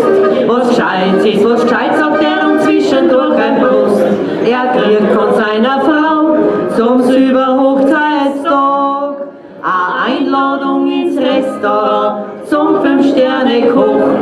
Für 99 € stellt er eine ganze Menge Wie er den Hauptgang sieht, sagt er, ja Leid, verarscht es mich. 2 Karotten, 1 Erbsen, was ist denn das? Das ist ja gar nix, das ist ja weniger wie wegen so, wen hab ich noch nie gesehen, was ist denn das? Das ist ja gar nix, das ist ja weniger wie wegen so, wen hab ich noch nie gesehen. Zum Sommerschlussverkauf möchte ein Papa seine Tochter. Sie fragt ihn, ob er mitfährt, ja, in Gottes Namen, ja, das macht er. Im Kaufhaus an der Eingangstür, am Wühltisch wird gegraben. Bikinis, Tops und wunderbar, sie tut sich sehr erlaben. Ans Dringdanger hat's gefunden, es war ein ganz knapper. Kein Stoff, bloß Schnirl hält sie in der Hand und drauf sagt dann der Papa, was ist denn das? Das ist ja gar nix, das ist ja weniger wie wegen so, ich hab ich noch nie gesehen, was ist denn das? Das ist ja gar nix, das ist ja weniger wie wegen so, ich hab ich noch nie gesehen. Es war ein junger Bursch, sein Name, der war Stuni, Toni, der wollte zum Fenstern gehen, zu der Fashion Moni, denn die war sehr erfahren und er ist noch Jüngling. Und damit er etwas lernt, da er gern bei ihr drin liegt. Wie Gott ihn hat erschaffen, steht er jetzt vor ihr da. Genau so. Und wie es ihn dann erblickt hat, da fangt's zum Grinsen an. Was ist denn das? Das ist ja gar nix. Das ist ja weniger wie wegen so, wegen hab ich noch nie gesehen. Was ist denn das? Das ist ja gar nix. Das ist ja weniger wie wegen so, wegen hab ich noch nie gesehen. Und jetzt ist das Liedl heute auch schon wieder raus. Und wir wünschen uns auch einen Applaus.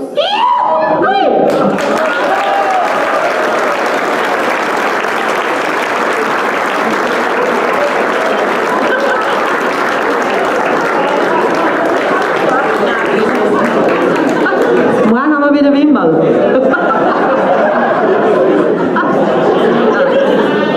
Was war denn das? Das war ja gar nix. Das war ja weniger wie wegen so, wegen hab ich noch nie gesehen. Was war denn das? Das war ja gar nix. Das war ja weniger wie wegen so, wegen hab ich noch nie gesehen.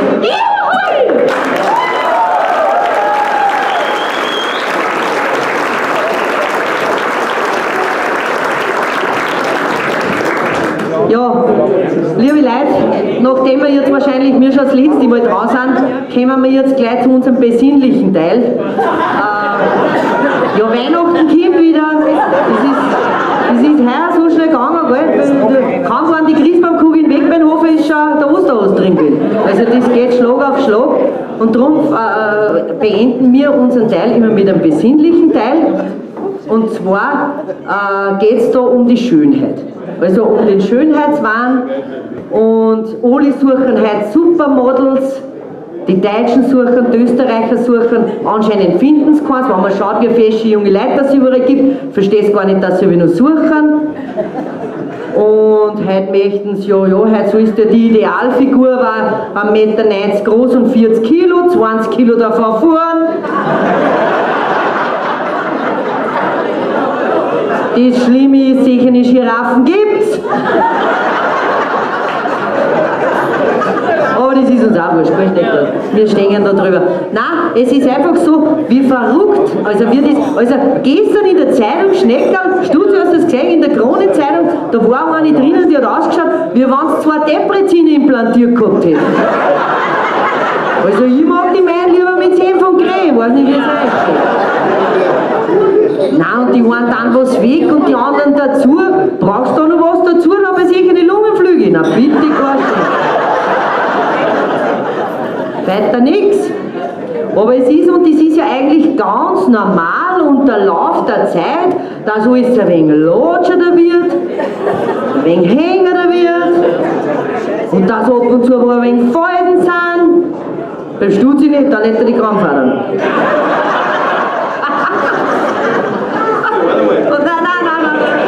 Ja, passt ja, man muss so lange die Nein, aber es ist halt einfach so. Und das ist ja ganz normal. Und mir gefällt das so. Es ist nämlich auch, also, weil wir gerade von den Doktoren zuerst geredet haben, also die sind auch gefordert. Also es kommen immer neue Krankheiten dazu.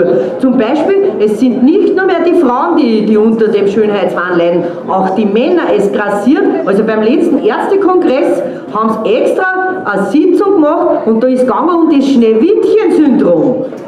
Schwerst behandelbar, betrifft nur Männer im mittleren Alter mit ein bisschen einem Bierbeiche. Und dann hörst du das Jammern, hinter diesem hohen Berg, da liegt ein kleiner Zwerg. Schneewittchen-Syndrom. Ja, schwierig.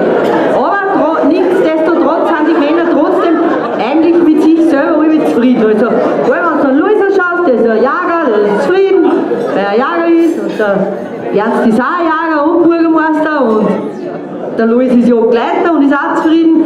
Die Jager, da fällt mir etwas ein. Hat man die Jägersfrauen, die haben sie auch nicht einfach, gell? Weil die Jäger, die sind ja dauernd auf einen Fuchs und auf eine Sau und was weiß ich. Weiß nicht, rennen die Hosen auch der Nacht umeinander. Sagen sie jetzt wieder nichts, gell? Und das ist dann gar nicht so einfach, bist du wieder allein daheim. Und dann hat eine von den Jägersfrauen gesagt, ich habe mir schon ein paar Mal gedacht, war gescheiter gewesen, der Herrgott hätte mir statt dem Busen ein Geweih wachsen lassen, war er in der Nacht öfter daheim. Ich weiß nicht, ob das stimmt, aber... Ja, schön. Nein, jetzt haben wir ganz vom Thema angegangen, aber ich denke, Jäger ganz umgeschaut, war es auch nicht damals. Dann hat einer gesagt, eine Jägersfrau hat gesagt, er hat gesagt, der Jäger hat zu seiner Frau gesagt, weißt du was, Schatzi, hast mir nur 2 Eier in die Pfanne, weil ich muss noch auf ein Rehlein gehen. Hat sie gesagt, weißt du was, ich hau dir gleich die Pfanne in die Eier, weil das Rehlein hat schon 10-mal angerufen. Wild, da geht schon wild. Jetzt sind wir weiter beim Schönheitsding und dann stellst du dir vor, also jetzt gehen wir in der Früh in eine Schönheitsklinik, wir Damen, dann kommst du auf die Nacht heim und dann kennt dich kein Mensch nicht mehr. Das hat es auch schon gegeben. Darf ich helfen, Kinderwagen schieben, fragt der Bub, der war erst 7. Mein Bub ist du gut, aber kennst mich nicht, ich bin's deine Mutter. Ich war auf einer Verjüngungskur, kann ich Falten schauen dazu. Ja Mama, darf ich fragen, wer liegt denn da dann drin im Wagen? Ja Bub, dass ich dann nicht gleich eine dusche, das ist der Papa, den haben sie verpfuscht.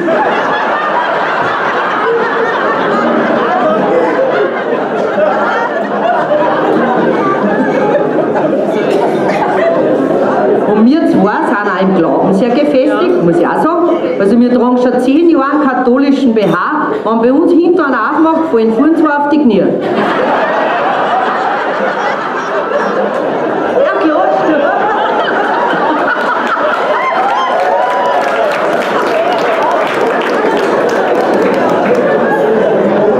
so, und bei dem Lied gibt es ein Vorspiel. Also bekannte Melodie, Text ist für uns. Also wie gesagt, ein besinnliches Lied, möchte, dass es jetzt ganz ruhig ist, jetzt könnt ihr die Feuerzeuge auspacken, weiß nicht, ein Ding, und Spritzkerzen, alles gibt es jetzt.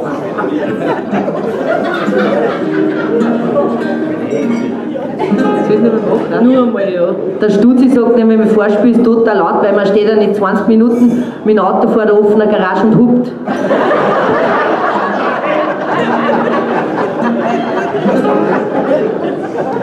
Jetzt sind die Träger länger geworden, die zwei sind jetzt woanders daheim. Und auch der Buscher bringt's nimmer in Tee. Da sieht man, wie die Zeit vergeht, dass man im Leben woanders steht, und immer stärker wird die Anziehungskraft. Jetzt seid so weit, weit weg, so weit, weit weg von mir. Jetzt seid so weit,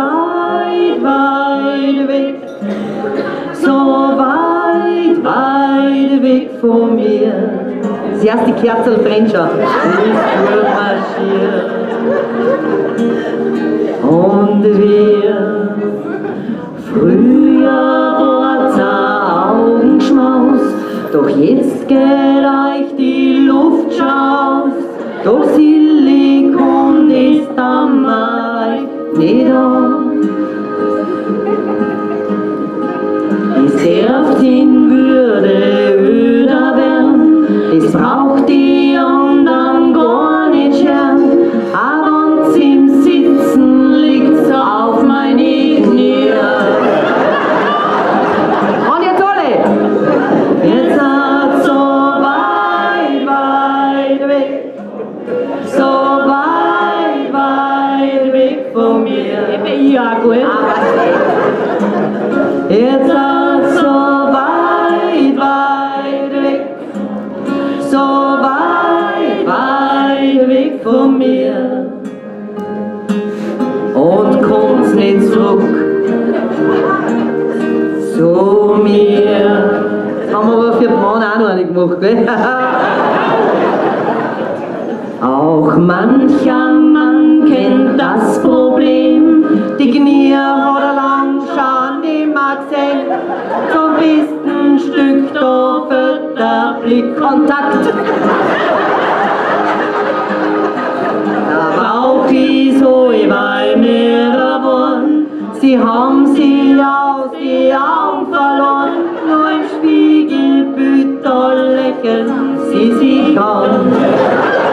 Jetzt sagt er, mein Gott, na, jetzt bist du so weit, weit weg, so weit, weit weg von mir. Jetzt bist du so weit, weit weg, so weit, weit weg von mir. Das durchmarschieren. Und wir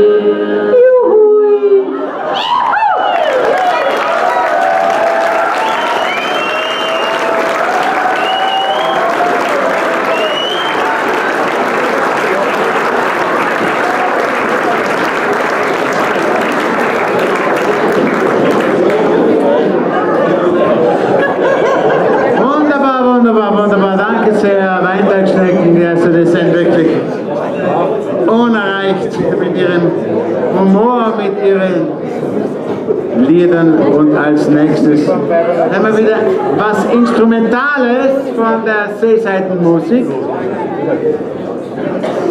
So wunderhübsche 3 Mädchen und wunderhübsche Burschen. Und das spielen so gut, und bis sie da sind, erzähle ich auch noch schnell eine Geschichte. Er ist ja momentan in aller Munde, zum Beispiel der Donald Trump, weil der ist so wankelmütig, einmal sagt er ja, dann sagt er wieder nein, wie auch immer. Folgende Geschichte. Ein Flugzeug ist im Begriff abzustürzen. Triebwerke sind explodiert, es geht gar nichts mehr.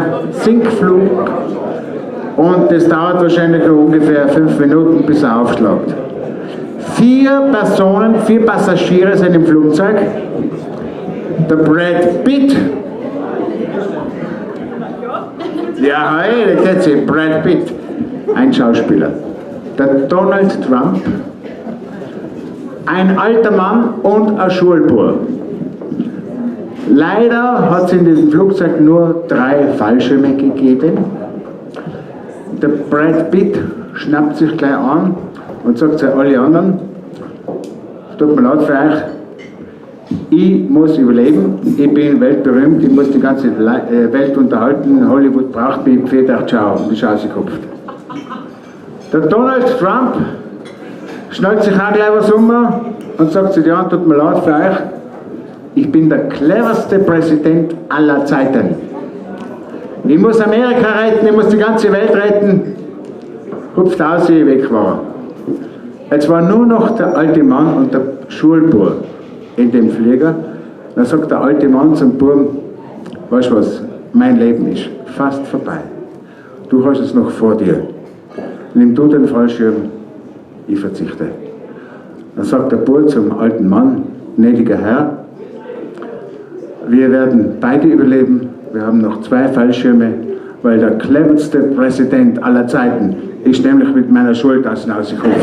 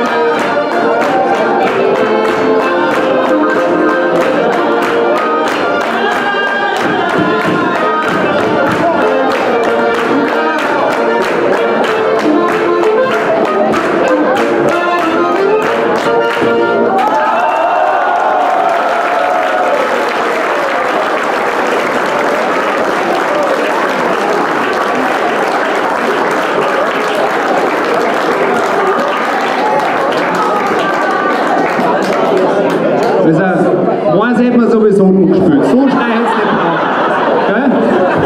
braucht. Übrigens, ich weiß nicht, ob ihr das mitgekriegt habt, da erinnern. Ich darf euch eine freudige Mitteilung machen.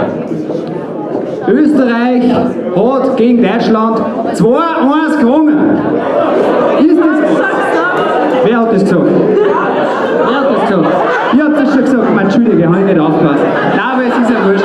Aber ich freue mich ja trotzdem. Ich verstehe zwar nichts von Fußball, aber dass diese Sensation ist, das so viel Tschechisch schauen. Auf jeden Fall voller Euphorie. Wir freuen uns mit, es freut euch mit. Und tut mir leid, lieber Franz, ich habe es wirklich nicht mitgeschnitten zuerst. Vielleicht liegt es am Dialekt, dass ich es nicht verstanden habe, ich weiß nicht.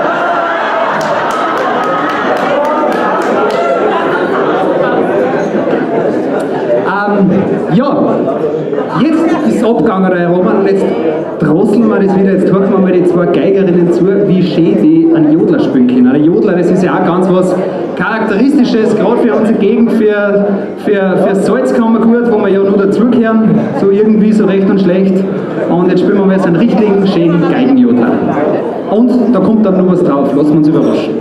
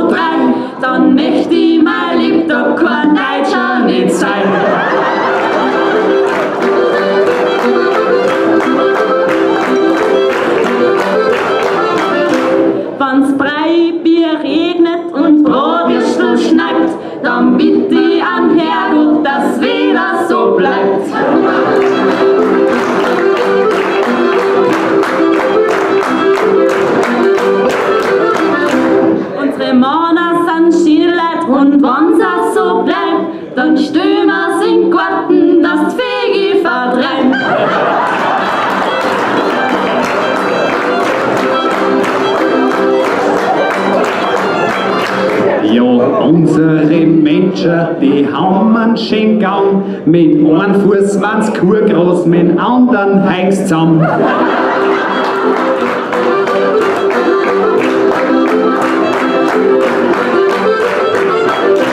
Wir haben ein Problem in unserer Gemeinde, die Kirche ist groß und es wird Zeit uns klar.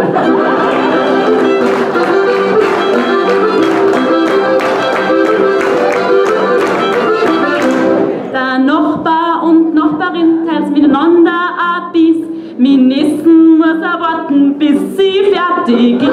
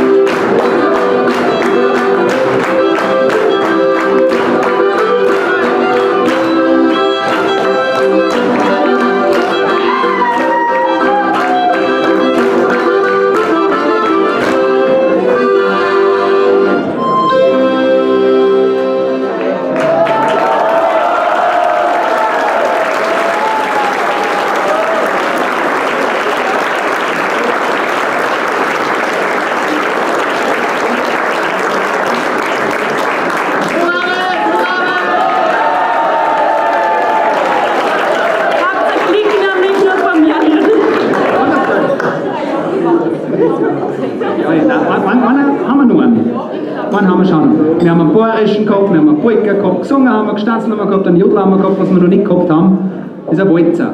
Ja. Machen wir einen schönen Walzer. Habt ihr 3 Minuten Zeit für einen schönen Walzer? Ja. Er heißt übrigens gern Winter zu, ist ein bisschen zu bald. Allerdings ist es schön, dass man den nur auf eine Jahreszeit beschränkt, somit nennen wir ihn kurzfristig in gern Sommer zu. Ja.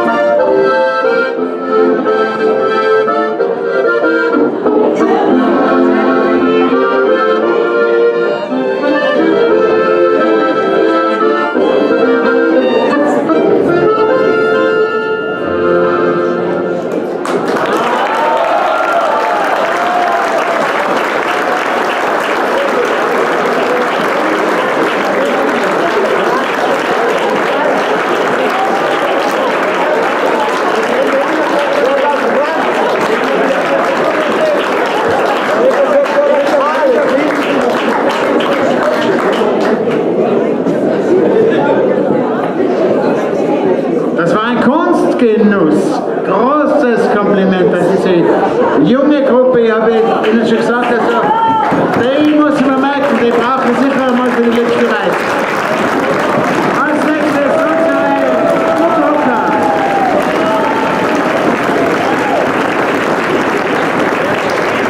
Die Stubenhocker werden wieder natürlich für einen Spaß sorgen. Da werde ich mich nicht lange einmischen, weil die machen das so gut, die unterhalten uns so köstlich und singen auch so interessante alte Lieder. Also Bühne frei für die Stubenhocker.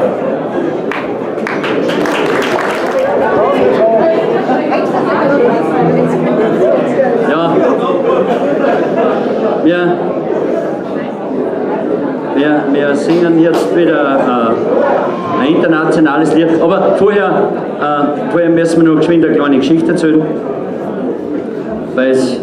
Und zwar Ein altödes Ehepaar.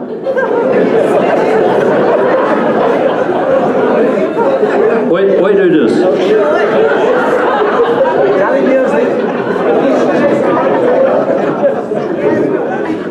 Ein altödes Ehepaar ist im Park spazieren gegangen und wie es so dahin gingen, auf einmal hat dann sie zu ihm gesagt, ja, hat's gesagt, jetzt wird von Tag zu Tag ein bisschen köder. Hat er gesagt, Ja. Von Tag zu Tag wird's ein bisschen köder. Ja, schau, und blallen fallen alle vor die Bahn. Ja. Blallen fallen alle vor die Bahn. Ja, schau, und Bankerl haben's auch schon alle weggerammt. Ja. Bankerl haben's auch schon alle weggerammt. Ja, schau, und fehlen sich mal keiner mehr. Ja, weil sie Bankerl weggerammt haben.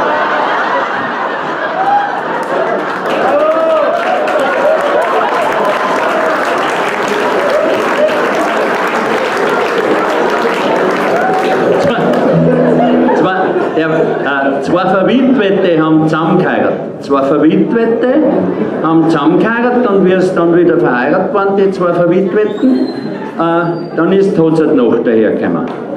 Und dann sind sie alle zwei im Bett so drin gelegen und wie es so länger auf einmal hat dann sie gesagt, bei uns hat über er angefangen.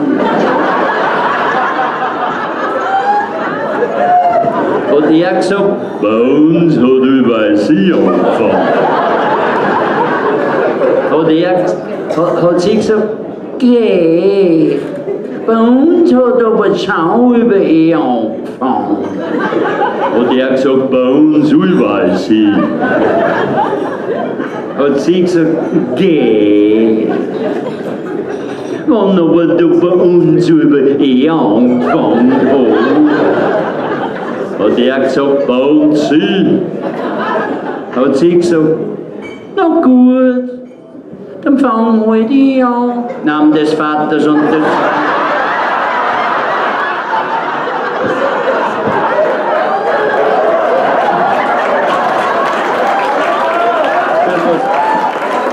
Wenn was Katholisches müssen wir einbringen.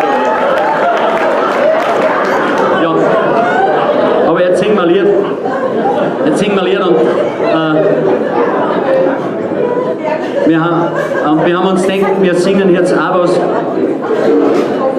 Getragenes Lied. Wir singen auch ein getragenes Lied, weil Weinbergschnecken haben schon sowas Getragenes gesungen und die Arien haben wir schon gehört und dann war es nicht, dass wir lauter so morgen wieder her singen. Dann haben wir gesagt, nein, da machen wir auch was Getragenes und nachdem wir ja österreichweit fast international benannt sind, gell, also es sind Tiroler da und Mühlviertler.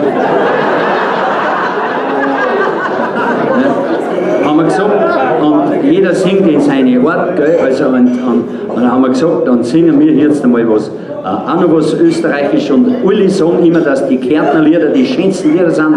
Gibt keine schöneren Lieder als die Kärntnerlieder. Sind wir runtergefahren auf Kärnten. Ja, haben wir runtergefahren. Haben wir dann noch als Kärntner so ein Lied? Ja. Das haben wir dann gelernt. Das haben wir dann gelernt. Und dieses Kärntnerlied, das singen wir jetzt. Schönes Lied. Ja.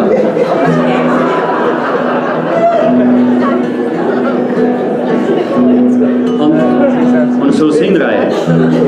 So richtig kärntnerisch. Kann ich anfangen? Yvonne, geht an. Oder ich mache jetzt einmal einen Einlauf. Du hast heute noch keinen gehabt, ne? Er braucht täglich seinen Einlauf.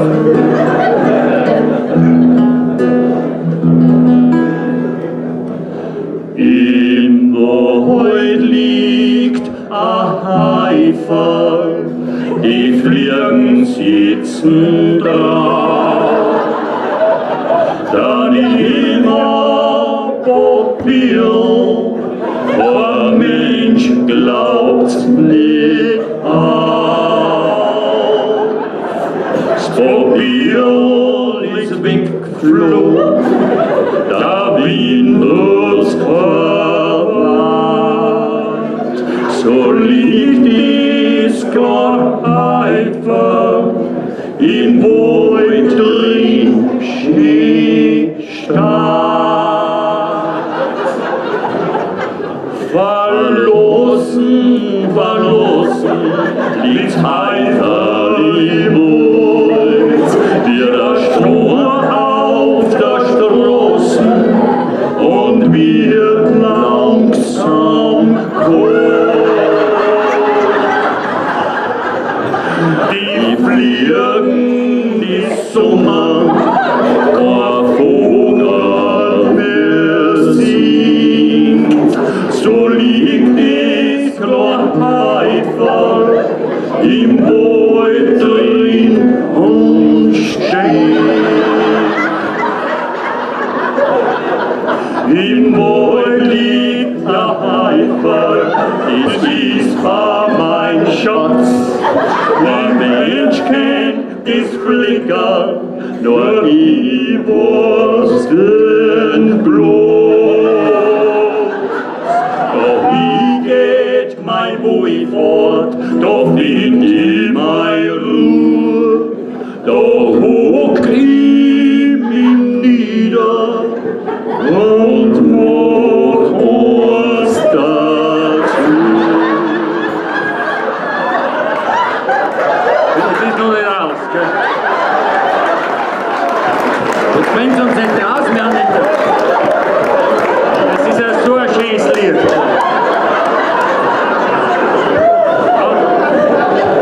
So ein schönes Lied auch. Und es bringt uns komplett aus der Stimmung. Also, gehen wir am Sound noch. Gehen wir am Sound an. Mach noch mal einen Einlauf. Ja. Dann geht's leichter. Und das Jahr ist verflossen, uns Eifer ist fort, ist nichts mehr zum Segen, grad ein Schwammerl steht dort. Ein Linzer hat's abrupt, er nimmt's mit nach Haus und macht sie a Suppen. Und das Lied vom Eifer ist aus.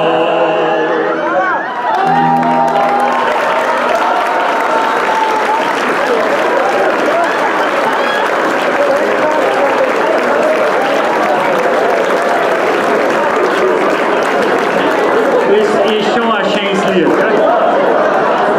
Aber verkehrt haben wir das auszumachen.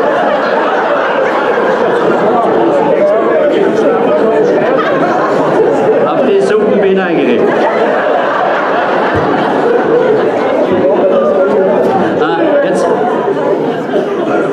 Jetzt bin ich ein bisschen in der Zwicker.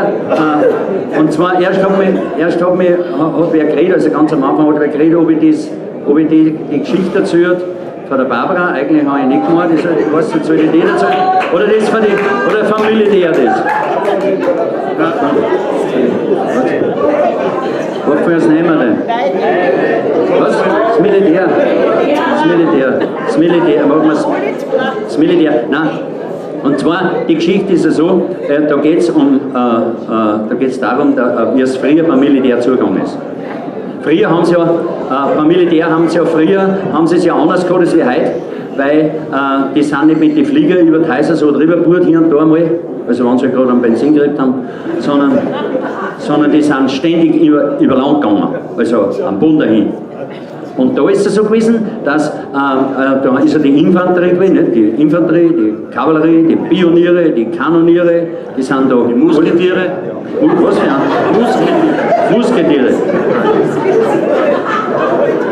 Nein, die haben wir nicht mitgegangen. Ist ja wurscht. Die haben ja ein eigenes Land gehabt. Und die sind über Land gegangen. Und wenn sie da über Land gegangen sind, sind sie auch bei Bauernhäusern vorbeigekommen. Und in die Bauernhäuser ist es so gewesen damals, dass nämlich die Bauern damals alle verschiedene Viecher gehabt haben. Also mehrere Viecher. Nicht so wie heute. Heute hat ja jeder nur ein oder zwei Rassen. Nicht? Also wie zum Beispiel der eine hat Stier und Fliegen, der hat Stier und Fliegen, Schaf und Fliegen, Gans und Fliegen, Hähn und Fliegen. Fliegen hat noch jeder. Aber sonst nur mehr eine Rasse. Okay? Und damals hat auch jeder Bau verschiedene Viecher gehabt. Alles, was ein wenig gehen ist da bei einem Bauernhaus umeinander gerannt. Und da war es ja so, dass die Bauernhäuser, die mehreren sind ja eben gestanden. Also die Häuser. Und von dem, was ich jetzt erzähle, da ist das Haus, das Bauernhaus selber, das ist eben gestanden. Aber dann ist es so gegangen. Vorne ist so, und hinten ist es aufgegangen. Aber das Haus war eben. Also ganz eben war es auch nicht. In der Stunde war es ein bisschen schön. Hat man fast nicht erkannt, aber sie war ein bisschen, das ist wegen dem gewesen, weil wenn die Weiberleute das Wasser hingeschüttet haben, sind aufgewaschen, dass bei der Küche die rumgekommen ist. Sonst hätten sie ja locker gehabt. Nicht? Aber so kann man schon sagen, dass es ihm war. Kann man sagen. Nicht? Und wenn in der Früh, sagen wir, wenn die Sonne aufgegangen ist, haben natürlich die Bauernleute aufgestanden. Und dann ist haben einmal die Tiernulle aufgemacht worden. Und dann sind Gänse und Enten, die sind die schneller gewesen. Und die sind oben zum Teich.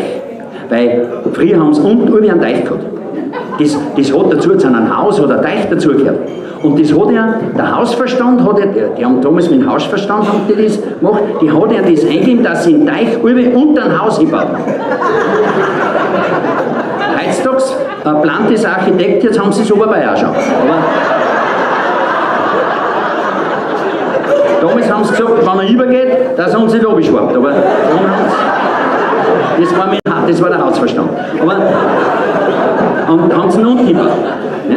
Und wie gesagt, wenn dann die Tiere aufgemacht haben, dann sind die Viecher gleich alle raus, gell? Alle, und die Enten und die Gänse sind alle Richtung Teich, alle Richtung Teich, die einen haben kleine und haben geschwommen, und die anderen haben heraus, wenn Glas zupft, die haben Glas zupft und gefressen, gell? Und wie sie halt dann gegangen ist, nicht, die anderen haben, ein schmeckt's mir, mein Name schmeckt's nicht, ein schmeckt's mir, gell? Und dabei, die da so gefressen haben, gell, dabei kämen die vom Militär her, da aus der Kaiserzeit.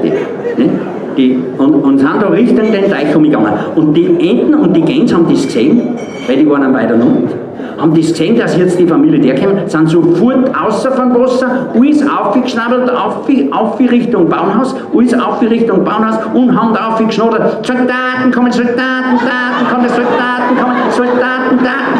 Der Haushund ist schon herausgestanden. Von wo? In Ochs haben sie gerade nebenbei eingeschüttet. Komm mal rüber. Das Rosen nebenbei. Schau wieder. Der Truthahn ist umeinander gebunden. Oh Gott.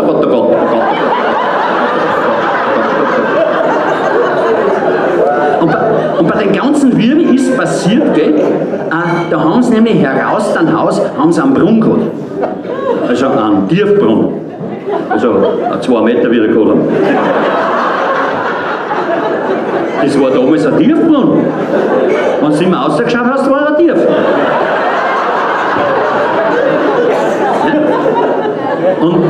Und den haben sie nicht angedeckt. Den hat man früher nicht angedeckt. Man hat früher einen Brunnen nicht angedeckt. Und eine Futterluke hast du auch nicht angedeckt. Das hast du nicht gebraucht. Weil die, die im Haus umeinander gegangen sind, die haben natürlich gewusst, dass da ein Brunnen ist oder da eine Futterluke. Und darum hast du es nicht angedeckt gebraucht. Ne? Eine Futterluke, so wenn ein Einbrecher käme, hat sie bei der Futterluke runtergehauen. Was hast du gesehen? Der was hatscht, der was?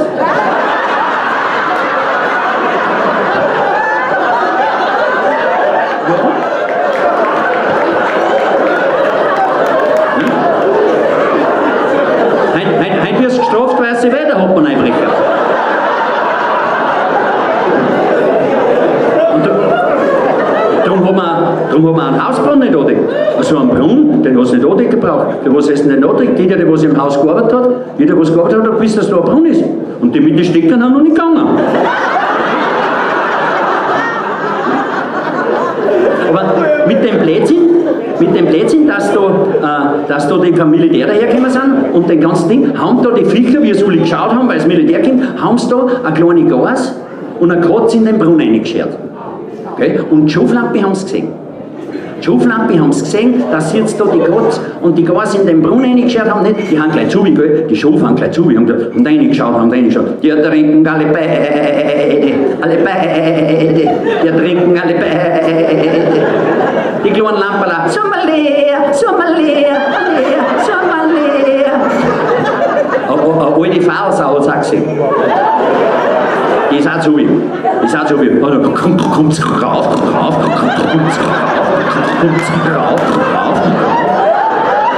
Ja, und dann ist nur so ein ganz kleines Fackel so wie um mich rein. Was? Ein kleines Fackel so wie um mich rein. Ja, hat's gesagt. Ja, das hat noch nicht reden können, das haben wir nicht verstanden.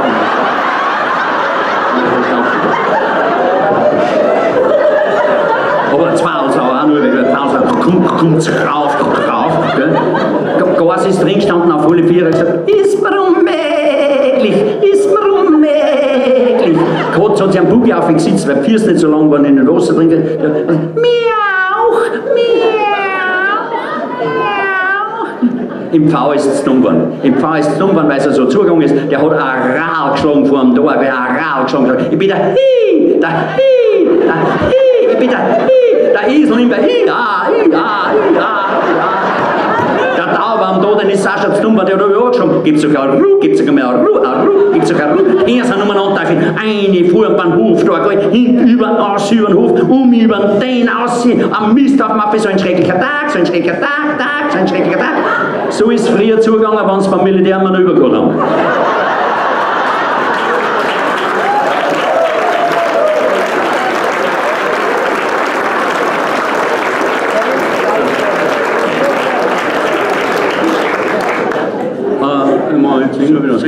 Jetzt singen wir eins, da könntest du dann beim Refrain singst du mit. Haben wir es noch können?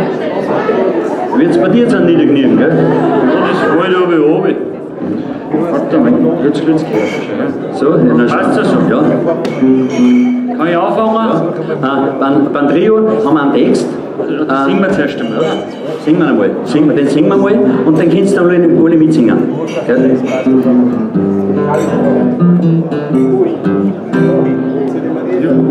Ja, ist er. Ja, über eure Reinen, hodelumpen, rum, hodelumpen, rum, hodelumpen, rum. Über eure Reinen, hodelumpen, rum, über eure Reinen, lumpen, rum. Jetzt hätte ich bald die erste Stimme nicht gefunden. Ja. Das ist ja eh wurscht. Also, habt ihr es gehört? Das ist das Hodelumpen-Lied, gell? Ja, über eure Reinen, hodelumpen, rum, hodelumpen, rum, hodelumpen, rum. Ja, über eure Reinen, hodelumpen, rum, über eure Reinen, lumpen, rum. Ich darf sagen, das Ho, das macht es oder die Tiroler.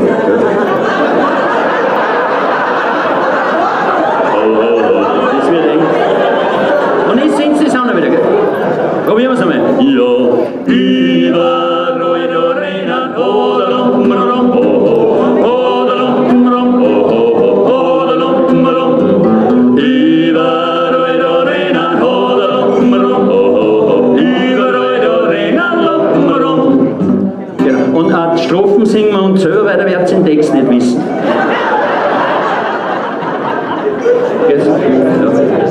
Also wir gehen uns jetzt an, gell? Ja. Wenn ich umschau in der Runden, sieht man's zweifellos. Wo man hinschaut auf der Welt, da ist der Teufel los. Bei der Nacht, da traut sich keiner auf die Straßen gehen, weil da kommt schon so eine dunkle Gestalt daher. Ja, über eure Reinen, hodelumpen, rum, hodelumpen, rum, hodelumpen, rum. Ja, über eure Reinen, hodelumpen, rum, über eure Reinen, lumpen, rum. Und dabei ist ja gar nicht gewiss, ob man nicht selber einer ist, so ein Hodelump, ja, über eure Reinen,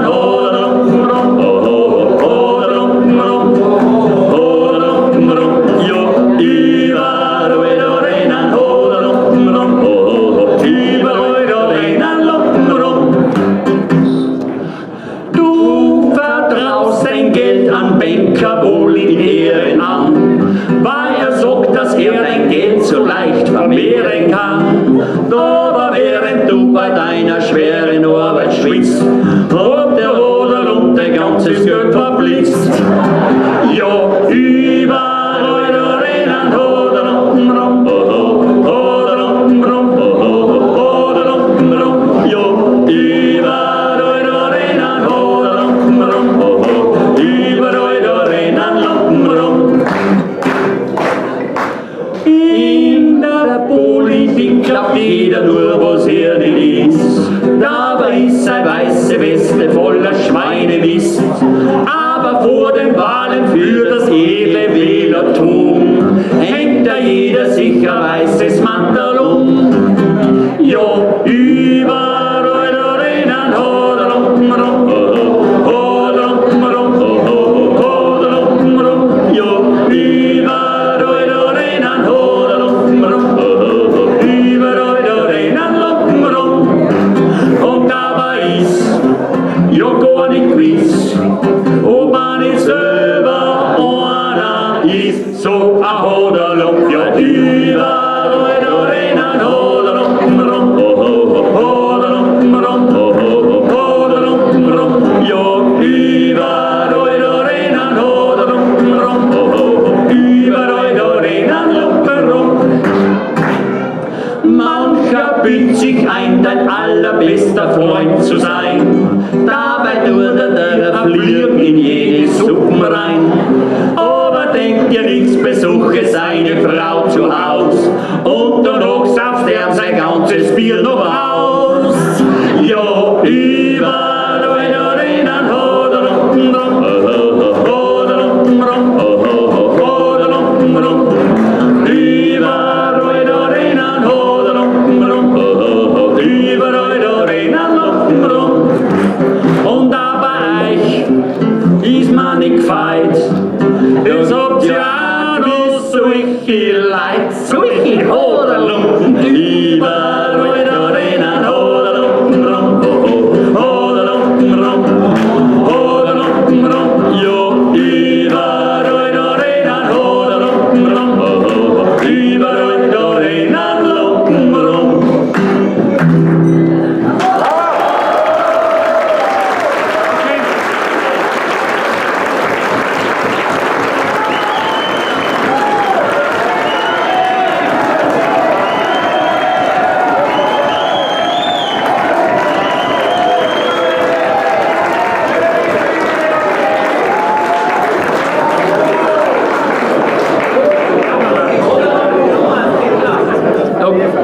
Aber es darf sein so, gell?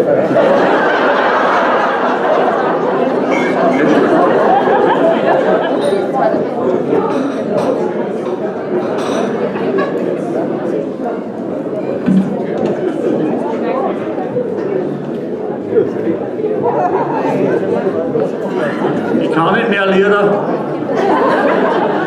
Das wird jetzt er spielen einmal. Das ist jetzt. Das ist auch ein Lied. Das ist ein Lied. Da können wir wirklich für die dritte und vierte Strophen können wir nichts dafür. Weil die so gängen. Wir haben auch schon gemeint, dass wir es gar nicht singen. Aber dann ist das Lied nicht fertig. Aber dann ist das Lied nicht fertig, dann können die anderen nicht spielen auf einmal. Jetzt da singen wir es da und dann haben wir uns gedacht, wenn sie die das früher jetzt singen drauf haben, da werden uns das da wir auch noch dran dürfen können. Jetzt singen wir es. Das ist auch ein Schwammerl, aber das ist auch anders. Das ist jetzt auch anders, Schwammerl. Das haben wir nicht verkehrt auf. Nein, das heißt bei uns von wie viel?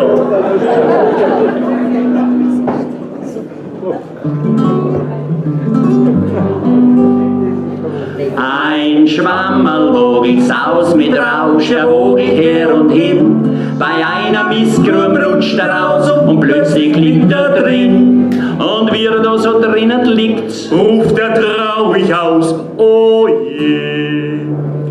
Oh, du himmelblauer See, lieg schon 3 Stunden in Dreck, hüpft's mal auf Tee. Oh, du himmelblauer See, lieg schon 3 Stunden in Dreck, hüpft's mal auf Tee. Ein Bankier mit mit Steiner geht, wollt reisen übers Meer, in Hamburg oder Liechtenstein und weiter geht's nicht mehr. Er sieht sich nochmal in der Ferne um und ruft dann traurig aus, oh je. Oh, du Hümi, blauer See, heim geht's per Schub noch aus, denkt, hab ich mir's eh. Oh, du Hümi, blauer See, heim geht's per Schub noch aus, denkt, hab ich mir's eh. Ein Bräutigam führt seine Braut wohl in das Schlafgemach. Mein lieber Schatz, gezirkt die aus, ich komm ja so gleich nach. Und wie er dann ins Zimmer tritt, prallt er entsetzt zurück. Oh, Himmel, blauer See, was für ein Bonner steht, halt wir's auf Tee. Oh, Himmel, blauer See, was für ein Bonner steht, halt wir's auf Tee. Die Haare liegen auf dem Boden, der Busen hängt am Stuhl, die Zähne sind im Wasserglas, das ganze Weib ist null.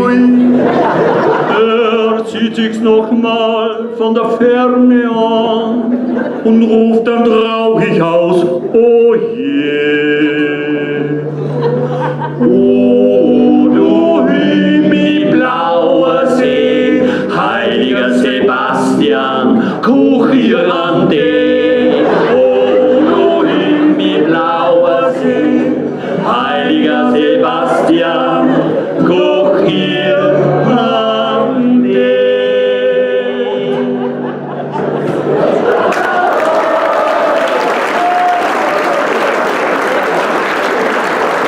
So, jetzt dazu hängen, aber das habe ich auch noch, weil wir gerade bei den Gewinzen, da haben zwei zusammen geheiratet und das war schon früher und da hat man sie ja vorher nicht so, vorher hat man sie nicht so viel gesehen. Also da hat man sie erst noch, da hat man sie eigentlich gesehen, gell? Da ist sie erst mit dem Koffer dahergekommen und die haben da geheiratet und dann ist die Hochzeit noch gekommen und dann sind die zwei da oder so im Schlafzimmer drin gestanden, gell? Er und sie und da sind sie so drin gestanden und dann haben sie nicht gewusst, wie es da sollen jetzt oder dass sie ins Bett reinkommen. Jetzt haben sie sich ausgepackt und haben gesagt, wie war's denn, wenn wir uns jetzt in ein Eck stürden und drehen uns um, da wir uns nicht sehen, gell? Und dann ziehen wir uns aus, ja, und dann hupfen wir geschwind ins Bett rein. Und genauso haben sie es gemacht, sie haben sich alle zwei in ein Eck gestellt, haben sie dann übers Ausziehen gekriegt und sie hat dann ihr Kofferlauf gemacht und das über sie hat sie das Negligé liegen gehabt. Das Negligé. Und dann hat sie das Negligé so in den Tee gehalten, hat sie so in den Tee gehalten, hat sie gesagt, mein Gott, so kurz und so verwurzelt. Und er hat gesagt, jetzt hast du aber da hergeschaut.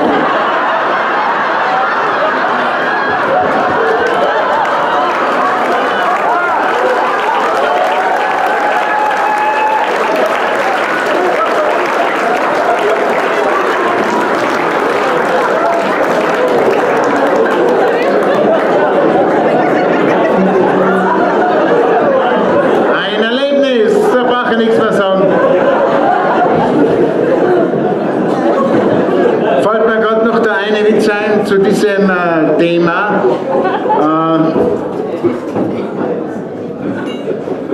Die Braut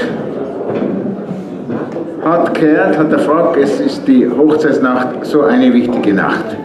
Dann fragt sie ihre Mutter, was sie am besten anziehen soll in der Hochzeitsnacht, weil sie hat gehört, das ist so total entscheidend, die Hochzeitsnacht. Und dann sagt die Mutter, also ich schlage vor, ein schönes Negligé. Okay, das hat sie sich einmal gemerkt. Das denkt, das frage ich den Papa auch noch. Papa, was denkst du, was glaubst du, was hat dir gefallen? Was soll ich am besten in der Hochzeitsnacht anziehen?